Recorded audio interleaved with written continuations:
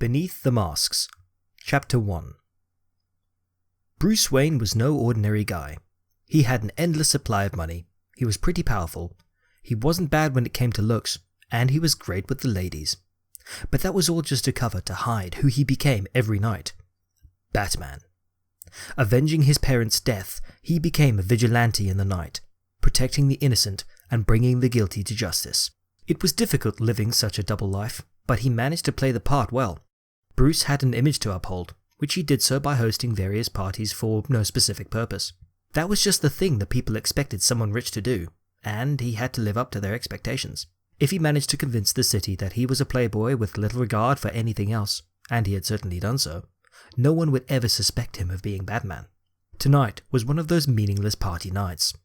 He walked around and spoke to a few of his guests, though he didn't know 3/4 of these people. When he thought he'd talked to everyone, he spotted one girl he hadn't even seen yet, much less spoken to. Well, he couldn't have that. Bruce Wayne always talked to every girl at his parties. "Excuse me," he said as he walked up behind her as she talked to another girl. She spun around, flustered at the sound of his voice. Hi. He discreetly looked her up and down. She was wearing a navy blue floor-length dress with a low V cut and a sash of the same colour around her waist. Her long dark brown hair was pulled over her left shoulder in a fancy ponytail, little jewels sprinkled throughout it. She must have only been a couple of years younger than him. "I don't believe we've met," he said with a smile as he shook her hand. "I'm Bruce Wayne, but you probably already knew that." Oh, I'm Dani. Her friend finished for her. Right. I'm Dani. Well, my name's not Dani. That's a guy name. No, my name's Daniella, which is a girl's name, but people call me Dani for short, and have ever since I was young, because it just seemed to stick, and... She put her hands to her forehead. I'm rambling again. Sorry, I'm just not used to all of this. I mean, talking to... well, people who are just... completely outside of my social class. Whoa, that conversation took a sore dive. Excuse me, she said as she ran off. "Hey, wait!" For a girl in a pair of heels, she got away pretty fast. He finally found her secluded from the rest of the guests in a little hallway. "Hey," he said as she turned to face him. Sorry about that. I can't... I don't really... "Just spit it out." She gave him a huge sigh. I'm the biggest faker here. "I wouldn't be so sure of that," Bruce thought. All of this just isn't who I am. An old friend of mine came to me today and said he needed a pretty face to accompany him to this party tonight so he didn't look bad showing up by himself, and he could give me everything that I needed to look the part and pass off as one of them. But I'm not. I'm a girl from the Narrows who can barely afford 3 meals a day. I have to watch every step I take so I don't get mugged of the $10 I've got on me because that's all I've got left. This isn't my world. It's yours. And I don't belong in it. She ran off once again, and when he followed her, he saw her angrily passing the person he assumed had escorted her here. I never should have come here. No, wait, Dani! Dani! She left without another word or glance to anyone. Bruce watched her go, and a thought hit him. If she was telling the truth and really did live in the Narrows, she was going back home in the dark, dressed like that, where criminals sat in waiting. Not to mention, she was in an emotional state which made her more vulnerable. "Hey, Alfred, keep the guests busy. I have something I need to do." Let me guess. You are going after her. "You got it." Tears were coming down Dani's cheeks as much as she tried to hold them back. Not only did she feel uncomfortable that entire night in a place where she didn't fit in, but she had poured out almost her whole life story to none other than Bruce Wayne, who most likely didn't even want to hear the sob story in the first place. She walked down the street, trying to make it back to her apartment before something bad happened. This was one of the most dangerous parts of Gotham City, and she just had to live there. Suddenly, a hand went over her mouth and she was pulled into a dark alley, just when she thought this night couldn't get any worse. "Hey there, pretty lady," a sadistic male voice whispered in her ear as he fingered her neck and waist. What's a little thing like you doing out here this late at night? Please don't hurt me. Why don't we have some fun then? He roughly spun her around, and she saw that 3 more men had joined the first in the alley. They all started inching towards her with sickening smiles on their faces.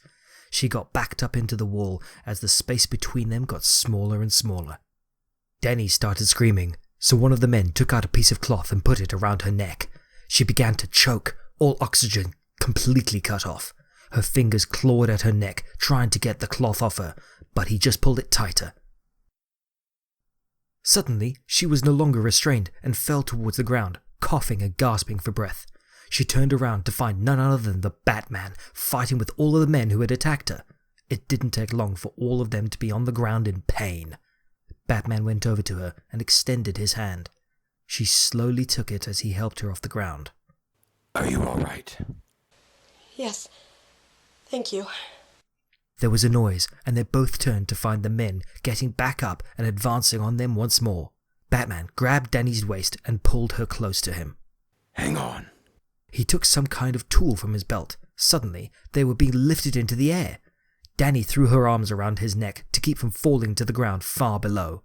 She wanted to scream, but her voice was stolen from her as they climbed higher and higher. They finally made it to the roof of the building he had latched onto, and her feet touched the ground.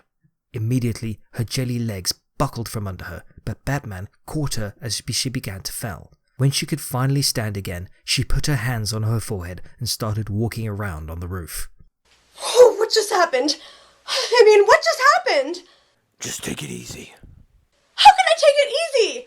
I was almost killed by those freaks. Well, you're safe now. He roughly took her arm and led her over to the fire escape. When you get down those stairs, can you make it home from there? I think so. She turned to point it out. When she had turned back, he was gone. Dani took off her heels, climbed down the fire escape, and ran as fast as she could back to her apartment.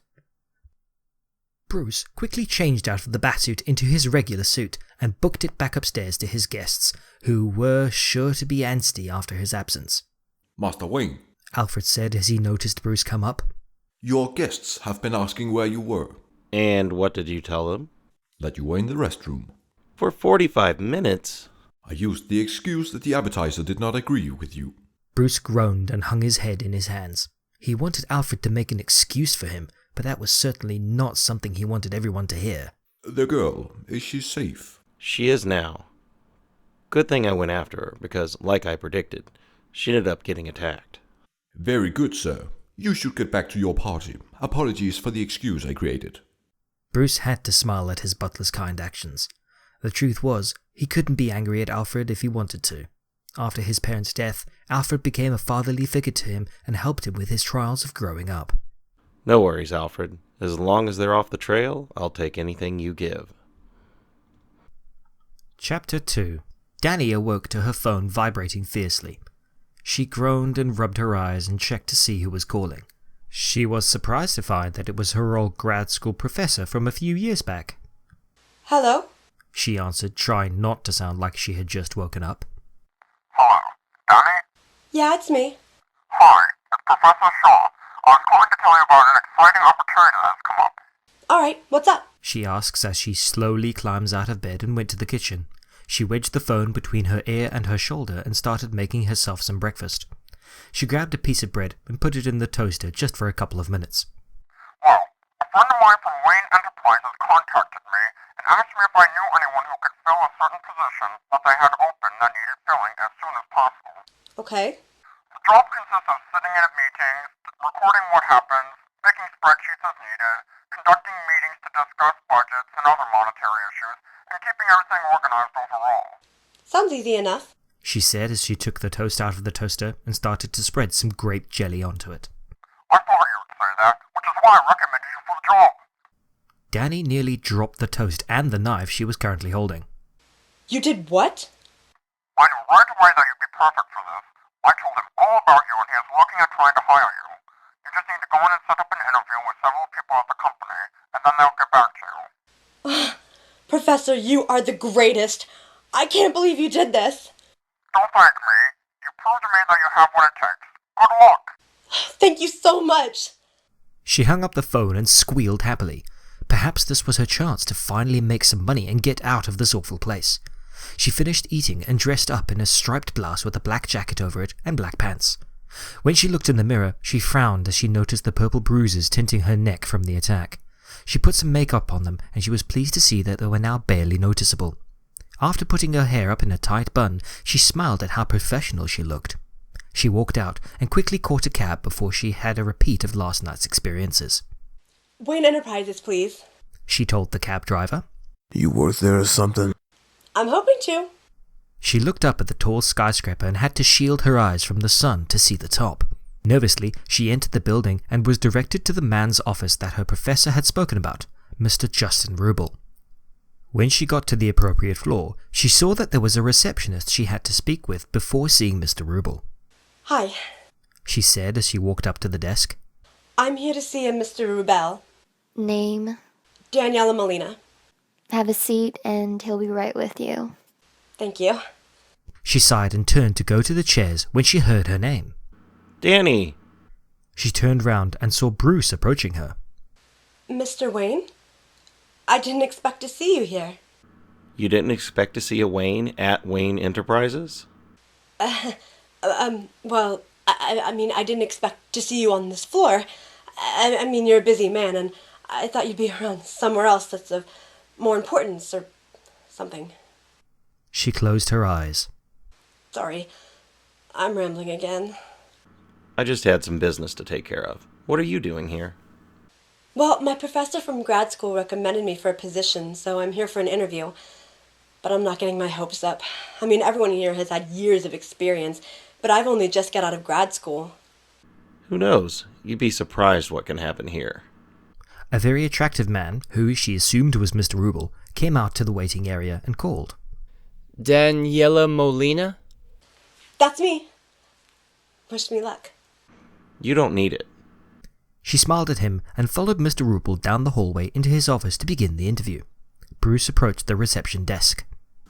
Excuse me, but can you let me know when Mr. Rubel gets out of his meeting? I'd like to have a few words with him. Bruce felt strangely attracted to Dani. She was different than other girls he came in contact with. They all immediately tried to flirt with him and acquire his money in any way. This girl seemed nervous around him, but not because he was such a popular and powerful figure around Gotham. She just seemed naturally nervous, like he was just anyone else. He suspected living in the Narrows had something to do with that. He'd seen the bruises on her neck that she tried to cover up. It hurt him to know that she had been so banged up for no reason at all. He felt the need to help her and do whatever he could for her. He wasn't going to lie, she was really, really pretty. Mr. Wayne? Bruce's thoughts were interrupted by the receptionist calling his name with an almost flirtatious tone. Mr. Rubel can see you now. Thank you, he said to the receptionist with a small wink. He found himself disappointed that Dani must have gone out the other entrance. Mr. Wayne, how can I help you? The man said as he looked up from his desk. Hi, I'd like to talk to you about the woman who just came in here. Dani Molina? A couple of days later, Dani was scheduled for another interview with Mr. Lucius Fox. She knew that he was the CEO of the company, which made her all the more nervous about the upcoming interview. As the elevator climbed higher, the butterflies in her stomach got wilder. She stepped out and went to another receptionist in front of his office. Hi, I'm here for my interview with Mr. Fox. The receptionist looked up, smiled at her. Already, this was way better than her last interview. Daniella Molina, correct? Yes, ma'am. Go ahead in. He's ready for you. Good luck. Thanks. Dani took a deep breath and opened the door to the man's office. It was huge. She looked around in awe at just how spacious the place was. Miss Daniella Molina, yes? A man's voice said, bringing her out of her reverie. She looked in front of her, and there, just a few feet away, was the most important man in the company. Aside from Bruce Wayne, of course. Yes, sir, that's me. But pretty much everyone calls me Dani. Well, Dani, it's a pleasure to meet you, he said as he shook her hand. Just take a seat here and we'll get started. Dani smiled as she sat down and tried to conceal just how fast her heart was beating. With that, the interview began. Hello, Miss Molina? Yes, this is she. Dani answered into her phone. This is Justin Rubel from Wayne Enterprises. Yes, hi, Mr. Rubel. How are you? I'm good. How are you? I'm doing all right. That's good. I have some exciting news for you. The board and I have received your application and your answers to the questions during your interviews. I'm calling to inform you that you've got the job. Are you serious? Yes, ma'am. You're expected to report to me each morning when you arrive for work, and I will assign you a job for that day. We will see you at 8 o'clock on Monday morning. Okay. Thank you so much, Mr. Rubel. It's my pleasure. I look forward to working with you. Dani hung up the phone in shock. She had just been hired by the biggest company in Gotham City. This was the best moment of her life. This would be a great job and pay was good, which meant that she was finally making a decent living and not having to spend every day worrying about muggers. On Monday morning, Dani got up 3 hours early to ensure she wouldn't be late. After all, as the saying went, early is on time is late, and late is unacceptable. She dressed in a nice business jacket with a black pencil skirt and some heels that she could stand in for hours. She once again tied her hair up into a tight professional bun and headed to her new job. Once she arrived, she ran into Bruce in the lobby. Literally. Oh! Pardon me, Mr. Wayne. Dani, I take it you got the job. She smiled broadly. Yeah, I just got the call a couple days ago and I'm here to start my first day. Well, I'm glad to have you on board, he said, shaking her hand. I guess I'll be seeing you around. She waved as she headed to Mr. Rubel's office. Dani realized her heart was beating pretty fast. Why did Bruce Wayne seem so intent on talking to her? Compared to the girls he usually hung out with, she was plain and ordinary. Was he just being nice? He didn't seem like the person who went out of his way to talk to others. She pushed those thoughts out of her mind as she walked to Mr. Rubel's office to start her first day as a Wayne Enterprises employee. Dani knocked on his office door, having no trouble finding it this time. He opened it and smiled at her. Ah, Dani, he said as he shook her hand. We're so glad to have you on board with us. Thank you. I'm glad to be here. Here's what's going to happen. Today is going to be a very easy day. I'm going to give you a tour of the building so you can get acquainted to it and learn your way around the place. Then we'll stop for lunch and I'll answer any questions you may have. When we come back, I'll introduce you to some of the people you'll be working with and some of the members of the board. Then we'll get you started on the actual work. We'll start you off with some smaller jobs so you can get used to working in a place like this. And then as the weeks go on, you'll start working on bigger things. Check in with me every morning to discuss what your agenda is, and then in the evening you can just clock out. Sound like a plan? Perfect. All right, well, let's get started. Dani's day was filled with walking around the entire building and meeting what felt like 1,000 people. When she finally got off, she was eager to go home and crash. She hadn't run into Bruce for the rest of the day, and she couldn't decide if that was good or bad. If he truly was seeking her out and trying to earn her affection, she was honored but wary. He was so important and she wasn't at all, and he was rich and she wasn't at all. They came from two different worlds. It didn't make any sense why he would even be talking to her. Dani? Well, there went that record. Hello, Mr. Wayne. How's your first day? Honestly, exhausting. I think I walked about 10 miles and met with a ton of people I'll never remember without ever setting foot outside of the building. I'm ready to go home and call it a night. I'm heading out too. Would you like a ride? No, that's fine. I'm just gonna call a cab. Don't waste your hard-earned money. It'll be faster and free if I drive you. Dani hesitated. She barely knew this man. Was this his ultimate plan to make her feel safe and then attack her in the safety of her own home? Dani forced her odd paranoid thoughts out of her head and agreed to let him drive her home. She was surprised, but not too surprised, to find out that he drove a really nice silver Lamborghini. Dani could only dream of owning a car like that, or any car at all. He opened the door for her like a true gentleman and then slid into the driver's seat. So I'm heading into the Narrows, right? Dani smiled awkwardly. You remember that from the party, huh? Bruce smiled back at her. A conversation like that one is hard to forget. I'm not judging. He pulled out and began the drive to her home. She pointed out where to go once he got into her neighborhood. Hey, thanks for the ride, she said as she hopped out to go into the front entrance. No problem. She closed the door and headed back up, unable to explain what had really just happened.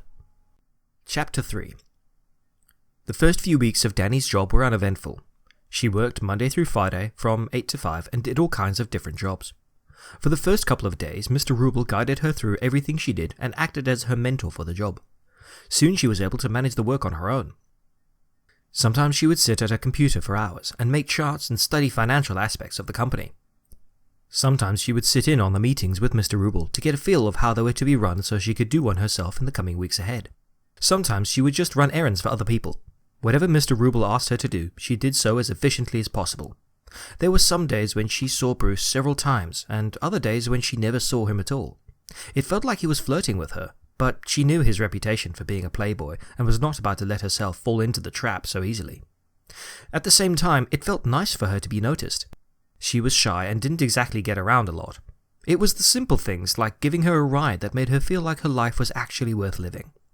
Dani was just heading out for some food when Bruce spotted her. How's the job going? It's going really well. Mostly everyone's pretty nice here. Mostly everyone? I mean, there are always those people who aren't the nicest, but I'm not going to say anything. I mean, I don't want anyone to get in trouble. But it is going well. Yeah, I'm actually just about to go on my lunch break. Would you like some company? You know, maybe some other time. I'm holding my first meeting after my break and I need to go over my notes. You're the one hosting the meeting? You're gonna be there? She asked, her heart sinking. Her first meeting, and the guy who may or may not have been flirting with her and now the most powerful man in the entire city was going to be there to see it. How about lunch now? I can help you with your notes and prepare you. Alright, sure.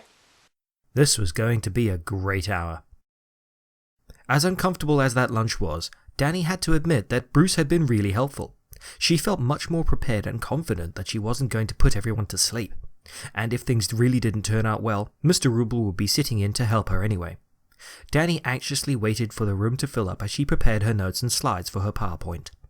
Her heart was hammering in her chest. She had never really been good at public speaking.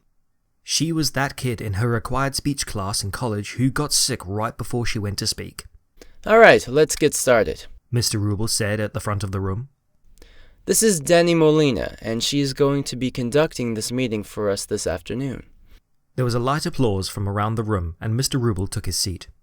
Dani stared at all the faces looking up at her, and suddenly she felt like they were all judging her, waiting for her to screw up. She froze for a second as her heart began to pound even harder and her mouth went dry as dust. She suddenly forgot everything she was supposed to say. But then she caught sight of Bruce's face. His look was silently telling her that everything was going to be okay and to just go ahead and start talking. She began to feel much more relaxed and knew exactly what to do. Good morning, everyone, she said brightly as she calmed down. How are you all doing on this fine afternoon? I've called this meeting to discuss some certain financial issues we've been having. If you look at the chart I've made... She clicked a button on her computer and a chart popped up with a slide pointing further down. It seems that we've been running into some money problems lately. In order to fix these, I've come up with some solutions that I would like to discuss with all of you and see if we can put some of them into practice to help the company as a whole. For the next couple of hours, Dani presented her ideas and reasons behind said ideas, and then those in the meeting talked them over with her and each other. Some of her ideas seemed like a good plan for the future, while others took more resources that they didn't quite have access to yet, and therefore had to discard them. When the meeting adjourned, Dani was free to clock out. That wasn't so bad, was it? Bruce asked as she gathered all her materials together and began to pack up. I guess not. Once I actually started talking, the beginning was a disaster. I completely clammed up and everyone was staring at me. It was your first time. I'm sure they all understood. Besides, after that minor detail, you led this overall really well. Thanks. She could feel a small blush crawling up to her cheeks and hoped that Bruce didn't notice. She still could not answer the question of why he was being so helpful and nice to her. Bruce himself didn't know why he was talking to her so much. She was just so different from anybody he had ever met before. She was completely genuine and wasn't being fake for the sake of being noticed by him.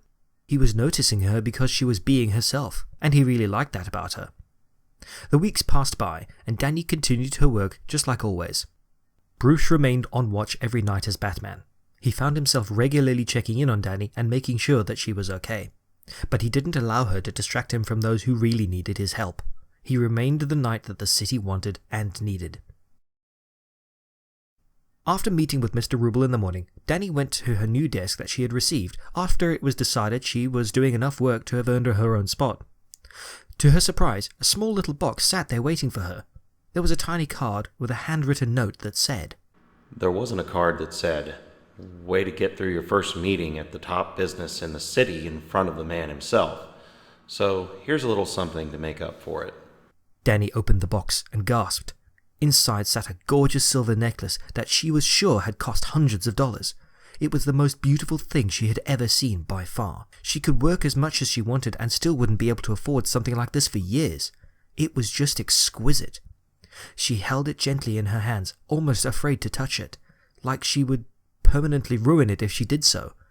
She ever so carefully put it back in the box again and began to work. Every few minutes she would open the box and stare at it some more, still in shock. She had a pretty good idea who had given it to her. It just added to a pile of questions she already had about him. Dani decided to use her paycheck to check out a new art gallery that was only going to be in town for a couple more days. The tickets to enter ate up most everything she had, but not so much that she didn't have enough to take care of herself. She wanted to go to one of these for the longest time, but could never get even a glance because it was far too expensive for her. Now that she finally had some cash, she was going to use it. She began to walk through the halls, each decorated with different pictures or sculptures. Dani loved paintings. She didn't even have an artistic bone in her body, but she loved picking apart others' work and really seeing the meaning behind it. I think this one is my favorite, a voice behind her said as she admired one of the paintings of a woman being courted by a man. She turned her head and saw Bruce walk up and stand next to her. If I didn't know any better, I'd say you were following me. I'm a lover of the arts too. Besides, people would talk if I didn't show up, considering my father went to every single art gallery ever presented here. So, you like this one? She asked, trying to get off the awkward subject. Yeah, if you look closely, you can see another man in the background, looking at the couple sadly. And the way the woman's face is set, you can tell that she's not happy about her current situation, which means that the two of them are probably lovers, and she's being forced to marry this man she doesn't love. It says a lot about the time period. Dani just stood there, mouth slightly agape. I had no idea you were so observant. From what she had read in the magazines, she never expected him to be the kind of person to see so much more in a simple painting than what was on the surface. It was not how a playboy acted. My father taught me a lot about looking beyond what I see when it comes to art. He showed me how to look at the hidden details and the unwritten story behind each piece. I never looked at anything the same way again, and I stopped judging people based on my first experience with them. I stopped looking at what I could see and focused on what I couldn't see. When I started doing that, I began to even see people in a different way and look deeper into them, and sometimes I really like what I find. Dani looked up at him to find him smiling at her. She had an uneasy feeling that that last part was directed at her. But that was crazy, right? A man like Bruce Wayne wouldn't like her. She was on the bottom of the totem pole at work, and she wasn't pretty like the girls he would usually be found hanging out with. But he seemed to genuinely care about her, and certainly had experienced lots of the exact opposite in her life. And now she learned that they shared a love of art, right down to analyzing it. This was just insane. Chapter 4. Mr. Rebel? Dani said as she walked into his office one bright morning. I got what you needed for the... She immediately stopped talking as she realized that Mr. Ruble was already talking with someone else. Mr. Fox, I'm so sorry. I didn't mean to interrupt. Dani, there you are. We were just talking about you. I hope they were good things. It's good to see you again, Miss Molina, Mr. Fox said as he walked over to her. Likewise, sir. She responded, still embarrassed that she had walked in on their conversation. Mr. Ruble speaks very highly of you. I'm glad I'm earning a good reputation around here. I'm very impressed that you've gotten this job so soon after you finished your education. It's rare that someone is capable of something like that. In my opinion, it makes me respect you even more as a Wayne Enterprises employee. Thank you, sir. If you'll both excuse me, I'll get to my office and let you get back to work. Pleasure speaking with you, Mr. Fox, Mr. Ruble said as the door closed. He's quite pleasant. Wayne Enterprises is very lucky to have him as our CEO. Actually, I wanted to speak with you about something. Against her will, Dani's stomach did a little flop. Is everything okay? Of course, more than okay. You're doing a fantastic job here. Everyone really seems to like you. For goodness sake, you just got praised by the top man of the company. Dani laughed lightly, wondering where this was all going. So there's this gala that Wayne Enterprises is having next weekend, and all the employees are invited to attend. I thought that perhaps I could be your escort that evening. I don't know. Her thoughts went back to what happened at Bruce's party a few months ago, and she did not want to have to repeat that experience. I don't really do well in social situations like that. Listen, this gala is just for employees and people who think they're cool enough to have some kind of +1. It's almost all of your coworkers. We're all your friends here and you get along with everyone. You'll be fine. All right, you win. I'll go. Fantastic. I will pick you up at 8:30. The following Saturday, Dani put on the same navy blue dress she had worn to Bruce's party, since she didn't have any other dress and she didn't have the time or will to find another formal dress to wear. She didn't spend all that much time on her hair because, in all honesty, she wasn't trying to impress anyone here and she was going just for Mr. Rubel's sake. If he hadn't invited her, she never would have gone along at all. Dressing up like this just wasn't her thing. Dani had told Mr. Rubel previously to pick her up from a different location that wasn't in the Narrows, so he didn't have to find out where she lived. Mr. Rubel arrived right on time, and they drove to Wayne Enterprises, where the gala was being held. When they exited the car, Mr. Rubel offered her his arm and she freely took it, still rather uncomfortable with this whole situation. They entered the huge room, and Dani looked around in awe. The setting was beautiful, with lights strewn across the ceiling and walls and several tables set up with various dishes and vendors. A few eyes darted to the new arrivals, but only for a couple of seconds. The two of them found a place on the table to put their stuff on, and they went to go and mingle. Dani found out a few of her co-workers and chatted to them for a while. Already this was better than Bruce's party. At least here she knew almost everyone, whereas the party that had been filled with a bunch of strangers. Bruce made a grand entrance, met by everyone applauding him. He had some model attached to his arm who looked like she'd rather die than let go of him, or let go of his money. Dani thought back to what Mr. Rubel had said to her. Listen, this gala is just for employees and people who think they're cool enough to have some kind of +1. She smiled to herself as she watched Bruce walk around with the model clinging to him. Dani! She heard as she passed her table. She turned to find Mr. Rubel signaling her over. Come join us. Dani slowly took a seat at a table surrounded by men she had met on her first day of work. You remember the men of the board? I've just been telling them how smart we were to accept your application. You've really brought something to this company as a whole, Miss Molina.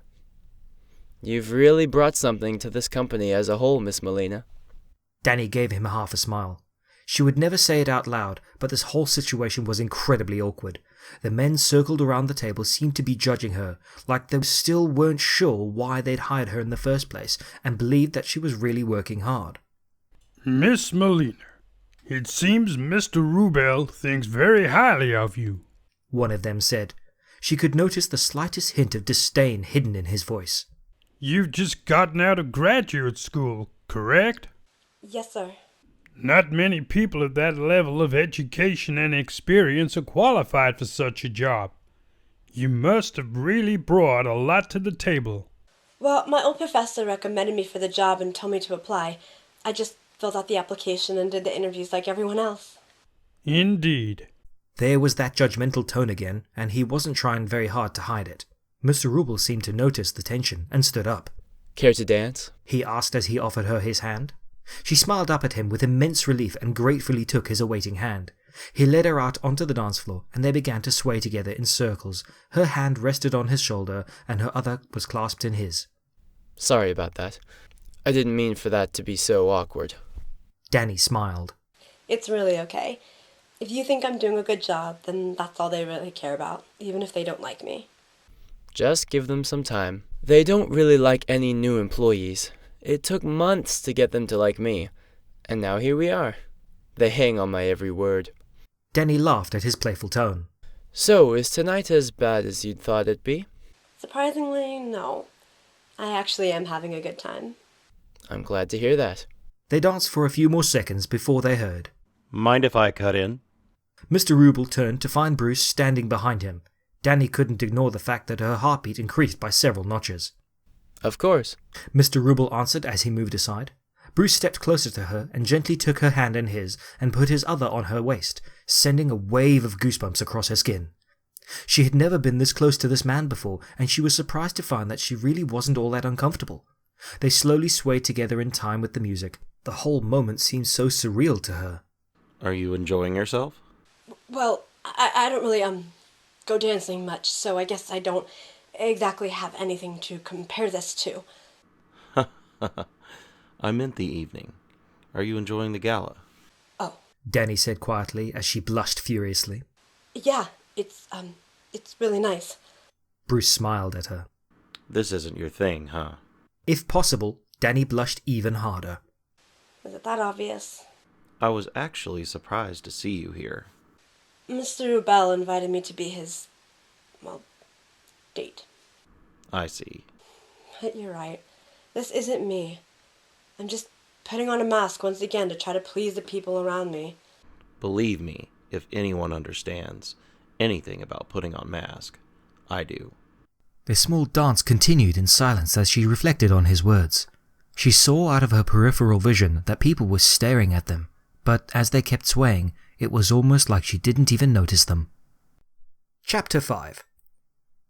A few nights after the gala, Dani changed into her pajamas and felt much more comfortable as she lounged on the couch after a really long day at work. For probably the millionth time, her thoughts wandered over to Bruce Wayne. She had pieced together from what board members said at the gala, from what Mr. Ruble had told her, that Bruce had had a say in her getting hired. She had been mad at first, but was honoured to have someone like him who was willing to get her her job she always wanted. That meant he actually wanted to work with her. She was feeling a little overwhelmed by all of this. After all, she had never had caught the interest of any guy before. The first one to start paying attention to her was none other than the most famous man in Gotham City. But was it because of his playboy attitude that he was doing all of this for her? If it was, it seemed like he was going a little too far with it.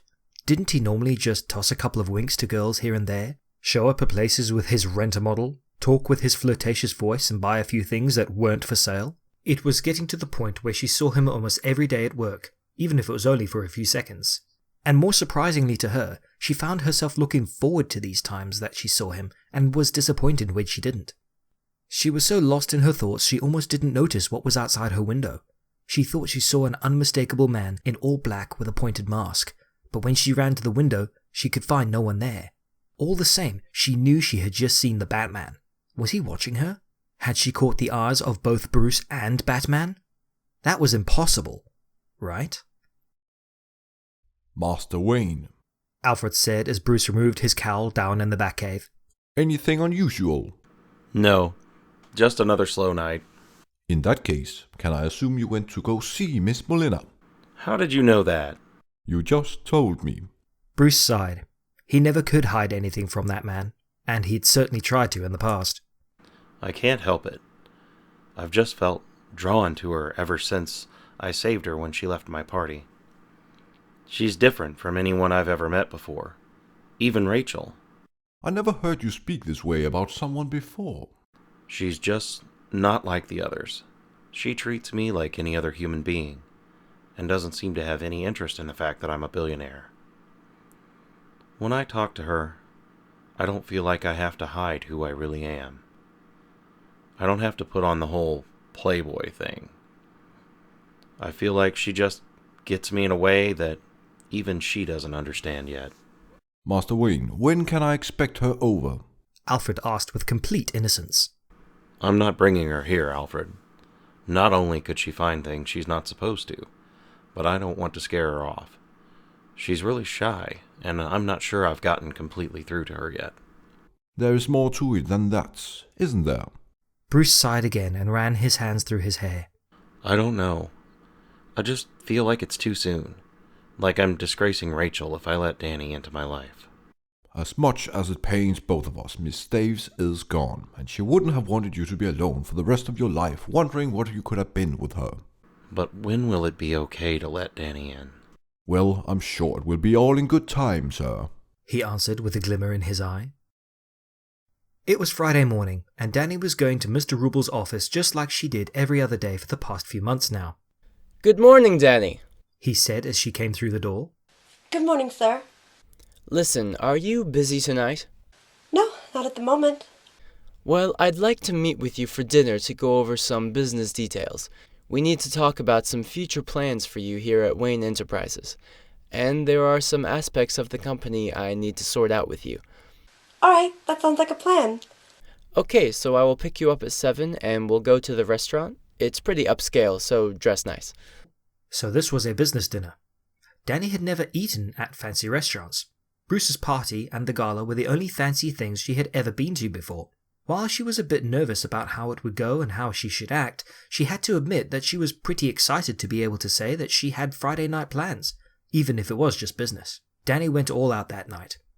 She dressed in her knee-length spaghetti red strap dress with some black heels and an updo with little strands of curled hair lying on her cheeks.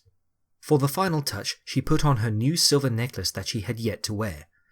Mr. Rubel's eyes noticeably widened when he picked her up at the same location he had previously done so in order for Dani to keep her real location a secret.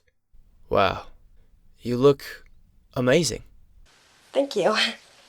So do you. He opened the car door for her and helped her to get seated, then drove to the restaurant. He paid for valet parking and they were escorted to their table. They ordered drinks and made casual conversation before they began to discuss business. Dani's eyes absent-mindedly went to the door, and she saw Bruce enter with a girl on each arm, living up to the Playboy rumors. I didn't expect to see you two here, Bruce said as he passed by them. Mr. Wayne? Working hours are over. Please call me Bruce. What are you doing here? Can't a man have a night out? This is Carly and Elsa. He introduced the two models. Lovely to meet you, Dani said as she shook their hands. The thing was, it wasn't lovely to meet them. Dani didn't like them hanging on to Bruce like they were. She was pretty sure they were just gold diggers and were only out to get some of his money. She wanted it to be her that was having dinner with him. Wait a second. Was she feeling jealous? Bruce was having a hard time keeping his eyes inside of his head. Dani looked absolutely beautiful. He never knew that she could look like she did right now. That red dress was hugging her small form tightly, accenting every curve. Her hair was as flawless as it could be. Her perfect face was smiling up at him, making him feel like he was being shocked. He couldn't mistake the necklace she was wearing. After all, he had been the one to give it to her, and he was happy to see that she actually decided to wear it rather than push it aside. He suddenly didn't want to be there with two models. He wanted to be there with her. What are you two doing here? He asked, hoping they didn't realize his voice was ever so slightly trembling as he tried to look away from Dani's beauty. We're here on a business dinner. Well, don't let me interrupt. He began to walk away to his table, and Dani watched him go, not wanting him to leave. She kept sneaking glances over at him when it seemed like Mr. Rubel wasn't looking, but he noticed. He chose not to say anything. When they were about to leave, Dani caught Bruce's eyes. She couldn't explain how she felt when he looked at her. He was looking at her in a way she had never seen from him, and it was directed at her. They broke their gaze when the models forced him to look away from her, but there was no mistaking what had happened in the restaurant. Dani and Bruce were falling for each other. Chapter 6. Dani's head was still reeling from the events of last night. She found it impossible to fall for a guy like Bruce Wayne, and even more impossible for him to fall for her. This had not been part of her plan when she started working at Wayne Enterprises. This hadn't been part of her plan for her life. When she showed up at work on Monday, she found herself almost not wanting to see Bruce, since she was still trying to work out what had happened at the restaurant. Her wish didn't come true, for eventually he found her as she was clocking out for the day. Dani! He called as he walked over. She internally groaned, so close to not having seen him. Hey! She fake smiled, involuntarily feeling the now all too familiar blush rise to her cheeks. I wanted to talk to you about something. Look, if it's about Friday at the restaurant... No, it's not about that. Alright. She said, deciding to humor him. Would you want to have dinner with me at the manor tonight? You mean, like a date? He smiled at her. Exactly. Are you sure? I mean, I'm not exactly like the kind of girls you usually hang out with. They're flawless models. I'm just me. Exactly why I want to have dinner with you. We'll be safe in my house, away from the paparazzi, so we don't have to worry about that. Alfred can cook us a nice dinner, and we can just enjoy each other's company. Dani hesitated, not quite believing that this was really happening. I don't know. When I saw you at the restaurant on Friday, I felt jealous of Justin because he got to be there with you. And if I'm right, you felt the same way about Carly and Elsa. Dani remained silent, which told Bruce all he needed to hear as he smiled warmly. Is 7 o'clock okay for you? I guess so. Great. I'll see you then. He walked away before Dani could even think of anything else to say. She stood there in the middle of Wayne Enterprises, sure that this was all just a dream. Dani dressed in a casual shirt and skirt with some ballet flats, and threw her hair into a half ponytail. She walked outside and grabbed a cab and asked for the driver to take her to Wayne Manor. Dani's stomach flipped the entire way there. It seemed like the car ride was hours long when it was only really about 20 minutes. The gate was open, so the driver pulled up outside the front door, and she proceeded to pay him before she got out. She looked at the huge building in front of her as she heard the gravel crunch when the cab drove away. After taking a deep breath, she walked up to the front door and rang the bell. Oh, Miss Molina. An older gentleman, who she assumed was Bruce's butler, the Alfred he had told her about, said as he opened the door. Please, do come in. Dani slowly walked through the door and she remembered how she had run out of here that night of the party.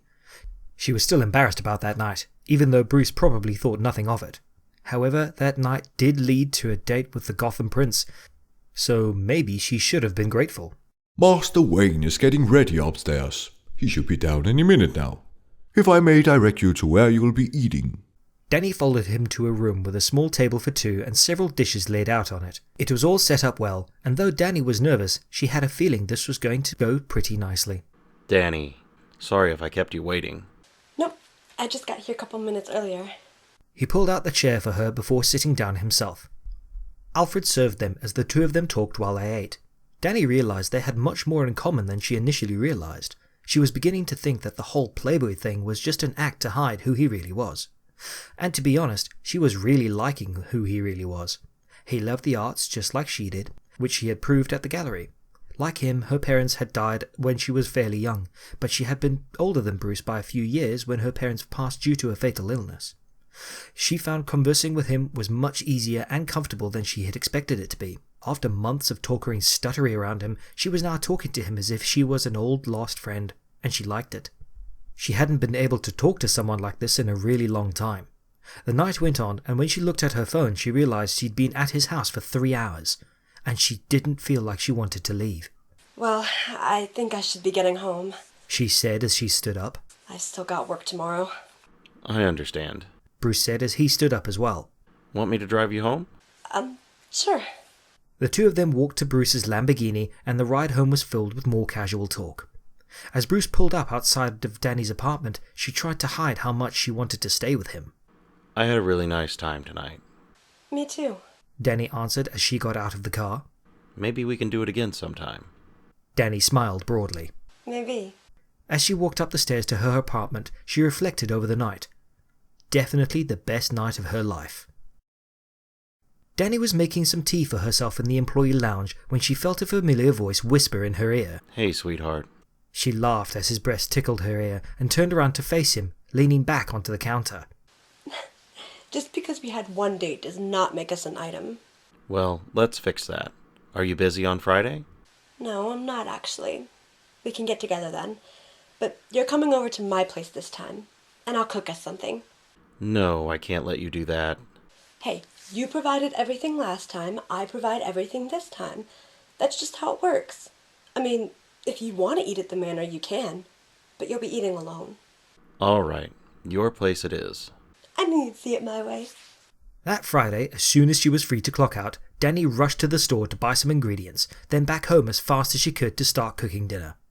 She wasn't used to actually cooking real meals, and found that she had to learn how to use her kitchen equipment all over again, but everything turned out just fine.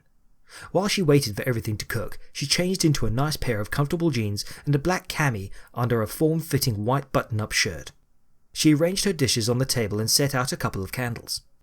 Then she played some soft music and dimmed the lights and waited for a knock at the door.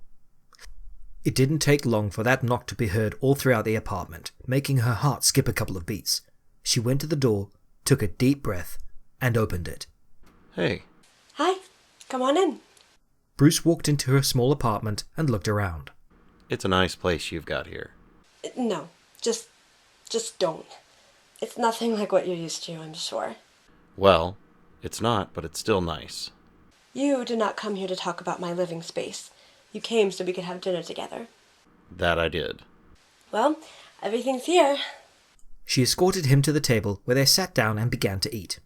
Once again, conversation came easily to both of them. There never were any awkward pauses, and Dani felt like she could be herself.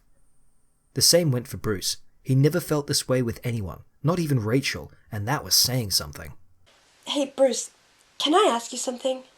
Yeah, anything. Okay, that night of your party when I left early, I got attacked on the way home. What? What happened? He asked, feigning surprise. Someone grabbed me and tried to choke me, but I was saved by the Batman. Really? He was finding it very difficult to conceal his smile. Yeah, and I think that I've seen him a couple times outside my window. Do you think it's possible that, well, he's watching me? Making sure I'm okay? This Batman really doesn't seem like the kind of guy who just checks up on people. I think he just hunts criminals and brings them to justice. I suppose you're right. It was obvious to Bruce that she wasn't convinced and still believed that Batman was watching over her, which he was.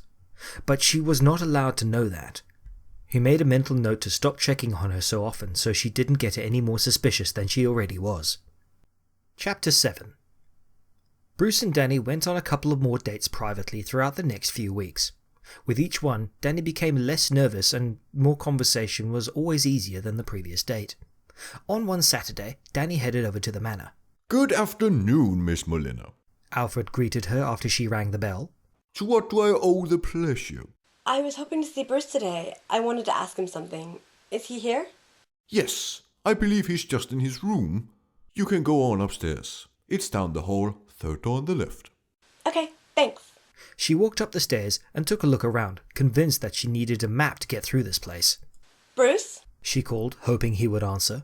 Hello? She came to the only closed door in the hall and assumed it was his room. After knocking on the door and hearing no reply, she slowly twisted the knob and opened it. Bruce? Dani? She heard. Apparently he had been beside the bed for whatever reason. He stood up at the sound of her voice. Her breath hitched in her throat and she turned very bright shade of red as she realized he was shirtless. And he was ripped. His huge biceps bulged out so much she was pretty sure he could break a steel pipe in half just by putting out the slightest pressure on it. His pecs were well defined and he had a really nice set of abs. Dani nervously cleared her throat and turned around. Sorry. He just laughed and put on an old t-shirt. Most girls would have killed to see a guy like Bruce shirtless, and yet Dani was being modest and waiting for him to clothe himself. Just one of the many reasons he had fallen for her. All good, he responded before she turned back around. He noticed she had put down her long brown hair into a couple of braids.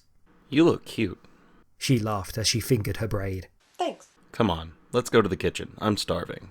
She followed him back downstairs, where Alfred appeared to be preparing a plate for him. Would you like anything, Miss Molina? Oh, no thanks. Are you sure? I made some chocolate chip muffins. They're Master Wayne's favorite. Well, I will never say no to anything with the word chocolate in it. She grinned as she took a muffin from him. She peeled back the paper and took a bite. Oh my goodness, Alfred, this is amazing. I'm glad it's to your satisfaction. I'll leave you to it. He left the room and Dani watched him go before turning back to Bruce. So, I wanted to know if you're busy tonight. I thought we could stay in and watch a movie or something. Yeah, sounds good. I'm not watching The Notebook, though. Dani smiled at him. I hate chick flicks. I was thinking we could watch The Prestige. Perfect. Okay, well then, I will see you tonight. She said as she took another bite of her muffin. She smiled at him with those beautiful eyes of hers and left the manor. Dani returned around 8 that night and Bruce answered the door for her. She held up the movie in her hand with a smile. He looked at her, admiring how beautiful she was even though she wasn't wearing any makeup, was wearing her hair in a couple of braids, and was dressed in just a t-shirt and jeans. She was such a far cry from so many of the women he had gone out with, and that made him fall for her all over again. Shall we? Bruce asked as she stepped inside. Bruce set up the movie in his screening room. The TV was huge, almost the size of a movie theatre. There were a few couches and seats scattered all throughout the room. Bruce sat down on one of the couches and Dani crashed down next to him. Have you ever seen this before? Bruce asked as the preview started. No, I haven't, but my friend said it's really, really good, and apparently the ending is fantastic. I've been wanting to watch it for a really long time. The movie started after an intense opening. A man called Broden appeared on the screen. He looks a lot like you. Nah, I am much better looking. Dani laughed. A while later, they learned his name was Alfred. Well, isn't that a coincidence? The guy looks like you and shares the name of your butler. I told you, I am better looking than this guy. Maybe so, but he has a much hotter accent. Bruce laughed and pulled her closer to him. He felt her tense up next to him as one man shot another and took off a couple of his fingers. Ooh, that's gotta hurt. Dani snuggled closer to him, taking his hand in hers and resting her head on his shoulder. He wrapped his arm around her, which made Dani realize just how close they had gotten. She had never really expected in a million years that Bruce Wayne would fall for her one day. They reached the end of the movie a couple of hours later, and Dani sat up, still holding on to Bruce's hand. Oh man, that was intense. My friend was right, that ending really is great. You picked a good movie. The couple smiled at each other. Look, Dani, I wanted to talk to you about something. Dani's stomach lurched. She had enough knowledge to know that most of the time, when guys said that, what usually followed wasn't good. Okay. Bruce laughed, noticing her worried expression. Don't worry, it's nothing bad. I was just thinking, we're getting kind of serious. It's going to be a matter of time before the press gets wind of us. Maybe that time is now. You're saying you want to go public? I think we should finally have a date outside of our residences. And if the press gets a few pictures, so be it. I'm perfectly okay with the world knowing I'm with you. Dani smiled at him. All right. Say next Friday night? Sounds great to me. They looked into each other's eyes and began to draw closer to each other. Before they could close the gap, Dani pulled away. I should go. I have a lot of stuff to do tomorrow in preparation for Monday. Bruce escorted her to the door. This was fun. We should do it again. Yeah. Thanks for a really nice night. Bruce leaned down and planted a kiss on her forehead. She smiled wider before waving and going down the many steps. Her mind was reeling at about 1,000 miles an hour. When Dani got back to her apartment, she turned on the TV and sat on the couch after changing into pajamas. There was only one thing going through her mind. I almost kissed Bruce Wayne. I almost kissed Bruce Wayne. I almost kissed Bruce Wayne. I almost kissed Bruce Wayne. I almost kissed Bruce Wayne. And now he wanted to go public with her. She had never really thought about ever doing so, but now that he had brought it up, she knew that after their public date, they would officially be a couple. It was so strange to her, and she was perfectly okay with that. Chapter 8. Bruce came up behind her on Monday and put his arms around her waist. Ready for Friday? She squirmed out of his embrace playfully. We haven't gone public yet. That's 5 days away. I've got it all planned out, too. You do now. Well, are you going to fill me in? No, I am not. It's a surprise. Please? Come on, you don't like surprises. Of course I do. It's just the time leading up to them that I don't like. There was a brief silence as they met each other's eyes. Bruce, I have to get back to work. He watched her as she left the room, hugging her files close to her chest. She was just perfect. Friday couldn't come fast enough for the both of them. Bruce came to pick her up in her apartment in his Lamborghini. Dani donned a knee-length black dress with laced sleeves and the necklace he had given her. There was a knock on the door and her heart began to flutter. She did a quick check of herself in the hall mirror and went to answer it. Wow, you look beautiful. Thanks. You look nice too. He held out his arm for her to take and escorted her down to his awaiting car. He drove her to a very expensive restaurant that she had never glanced at twice because she knew she could never afford to eat there. And yet here she was. The valet opened the door for her and Bruce took her hand as he stepped out. This place is incredible. I'm glad you like it.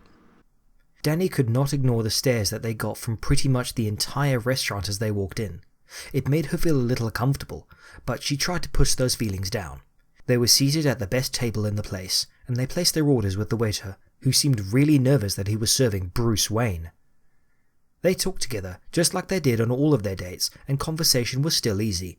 However, she could tell out of the corner of her eye that several people were taking pictures of them sitting together with their phones. Look, Bruce said, taking her hand. If you're uncomfortable. No. We have to do this eventually. Better to just get it over with now. The date wasn't terrible in any way. On the contrary, it was nice to be able to dress up and go out. But she pretty much preferred having her dates in private, where she didn't have to worry about anybody else other than Bruce. At work, people began to look at her differently, now that Bruce flirted with her so much no matter where they were. She really didn't mind all that much, just because Bruce made her so happy that what other people thought didn't matter. At least, that's what she kept telling herself. Dani went to the manor one evening, trying to prepare herself for what she knew she had to do. Bruce answered the door with a smile and kissed her cheek. What's up? He asked as they moved aside. I wanted to talk with you, she said, not having moved far from the door. Okay. He was starting to notice that something wasn't exactly right with her. She took a deep breath. I have lived in the Narrows almost my entire life. And living there has taught me that you can't always trust everyone. So, when someone takes a picture of me as I'm walking home, I don't know if it's the press or if it's someone who's stalking me. Dani. No, look, it's happened to me before, alright? I thought someone was following me, so I reported him to the police, and when they searched his home, they found numerous pictures of me and other personal information that I have no idea how he got his hands on. I had never felt so vulnerable and invaded in my entire life. Tears began to well up in her eyes, despite her attempts to push them down. I knew that when we had a date in public, there would be people taking pictures and everyone trying to find out about us. And I thought that I would be okay with it. But people are looking at me differently at work, and not just because we're dating. They find it strange that I'm, of all people, dating the top man of the company. Who knows how many of them think I'm doing that just so I can get promoted or something. Dani. She shook her head. I think that we need to spend some time apart. Just for a little while. Just until I feel safe again. I can make sure you're safe. A tear rolled down her cheek. I know. But you can't protect me all the time. I'm sorry, Bruce. With that, she ran out the door as fast as she could and didn't stop walking until she got home. She didn't call a cab or anything, but just walked and walked and walked. That night, she sat on a couch in a loose shirt and sweatpants in front of the TV with a blanket pulled over her. She tried to stop the tears, but all her efforts were futile. She just felt so guilty and terrible and angry all at once. There was a knock on her door, and she prayed it wasn't Bruce. She did not want to talk to him right now, nor did she want him to see her like this. She looked through the people and sighed with relief and saw that it wasn't him. Nadia? I heard you crying as I passed by. Are you okay? I just, broke up with someone. You broke up with Bruce Wayne?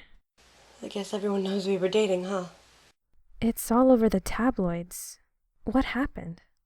Dani ushered her in, and they sat down on the couch together. After we went public, people have been taking pictures of me, which I expected. It's just that I was stalked a few years ago, and when I see those people taking pictures, I never know if it's the press or one of those creeps. The stress of it was just taking a toll on me. Not to mention everyone at work looks at me like their spouse just cheated on them with me. This sounds like a time to gorge on a pint of ice cream and binge-watch Sherlock for the rest of the night. Dani smiled. She'd never really talked to Nadia all that often, but here that girl was treating her just like a best friend. The two of them went over to Nadia's apartment, and Nadia set up Netflix on her TV. Would you like chocolate fudge or fudge ripple? Either one. The two girls stayed up all night watching Sherlock and eating admittedly more than 1 pint of ice cream. Classic post-breakup time. Mr. Rubel requested her to go get some files from a workroom a couple of days after her breakup. She obediently went straight to go get the files and passed several of her co-workers along the way. Every single one of them looked at her, and she could feel judgment radiating off of them. Most of them pointed at her and whispered to their friends when they thought she wasn't looking. When she finally made it to the workroom, she shut the door behind her and began looking for the files. It was only after a droplet of water splashed down one of the files that she realized that tears were spilling down her cheeks. This was just a terrible situation. First, she had broken off her relationship and felt an immense amount of guilt for doing so. Now everyone looked at her with judgment that bored into her very core and ate away at her. She slowly sank down to the ground as her co-workers' faces filled her mind. Dani? A soft voice said. She turned to find Mr. Rubel kneeling next to her. Why don't you take the rest of the day off? No, I'm fine. No, you're not. It's more than just the breakup, isn't it? Because Dani had built up such a good relationship with her boss, she didn't mind the question and didn't find it awkward. In fact, he had become more like a guy best friend than a boss. It's the way people are looking at me. Everywhere I walk, they all look at me with such judgmental looks that it hurts. Mr. Rubel helped her stand. I don't look at you like that. Dani allowed herself a small smile. I know. Look, just go home and relax, and I'll see you tomorrow. He called her a cab, and she went back to her apartment with the full intention of binge-watching something else on Netflix with Nadia. Chapter 9. The next week proved to be absolutely torturous. The tabloids had quickly gotten wind of their breakup, which resulted in even more stares from her co-workers. Mr. Rubel thankfully defended her and treated her exactly the way as he always had. Every now and again, Dani would see Bruce from afar, and sometimes they would even make eye contact. But she only allowed it to last for a second before she hurried up and ran off before he could come over and speak to her. Nadia began to spend a lot of her time in her apartment to help her get through the breakup and allow Dani to vent to someone. After a particularly stressful day at work, where she spent more time avoiding Bruce than usual, Dani came through her apartment door and put her bag down on the counter. She let out a deep breath, wondering just how she was going to get through all of this. Hello, beautiful. A sadistic voice rang out. Dani whipped around and found a shadow of a man standing by her TV, facing her. Who are you? Just a little someone who's had his eye on you. He stepped forward, and Dani found herself staring at a man who had terrified her and all of Gotham for a long time just a few months ago. You. No. No, you're supposed to be in the asylum. Her heart rate increased dramatically as she realized that someone who was clinically insane, no, a legit psychopath, was standing 3 feet away from her. And yet here we are. Dani stared at the man in her apartment, tears unwillingly forming in her eyes from fear that was rising up within her. His face was plastered in white makeup with a red smile painted on his face, covering his scarred cheeks that left him with a permanent smile. He stood menacing in the middle of her home, his usual purple suit and green hair standing out even in the dim light. What do you want? I want you, sweetheart. Dani ran for the door, but before she could make it, she felt a sharp pain at the back of her head, and everything went black. Hey, beautiful. Time to wake up. Dani felt someone lightly slapping her cheek and slowly came to. Her eyes blinked a few times, trying to adjust to the new light. Suddenly, everything came flooding back to her. Everything that happened to her in her apartment. She tried to move her wrists, but found they were bound to the chair she was sitting on.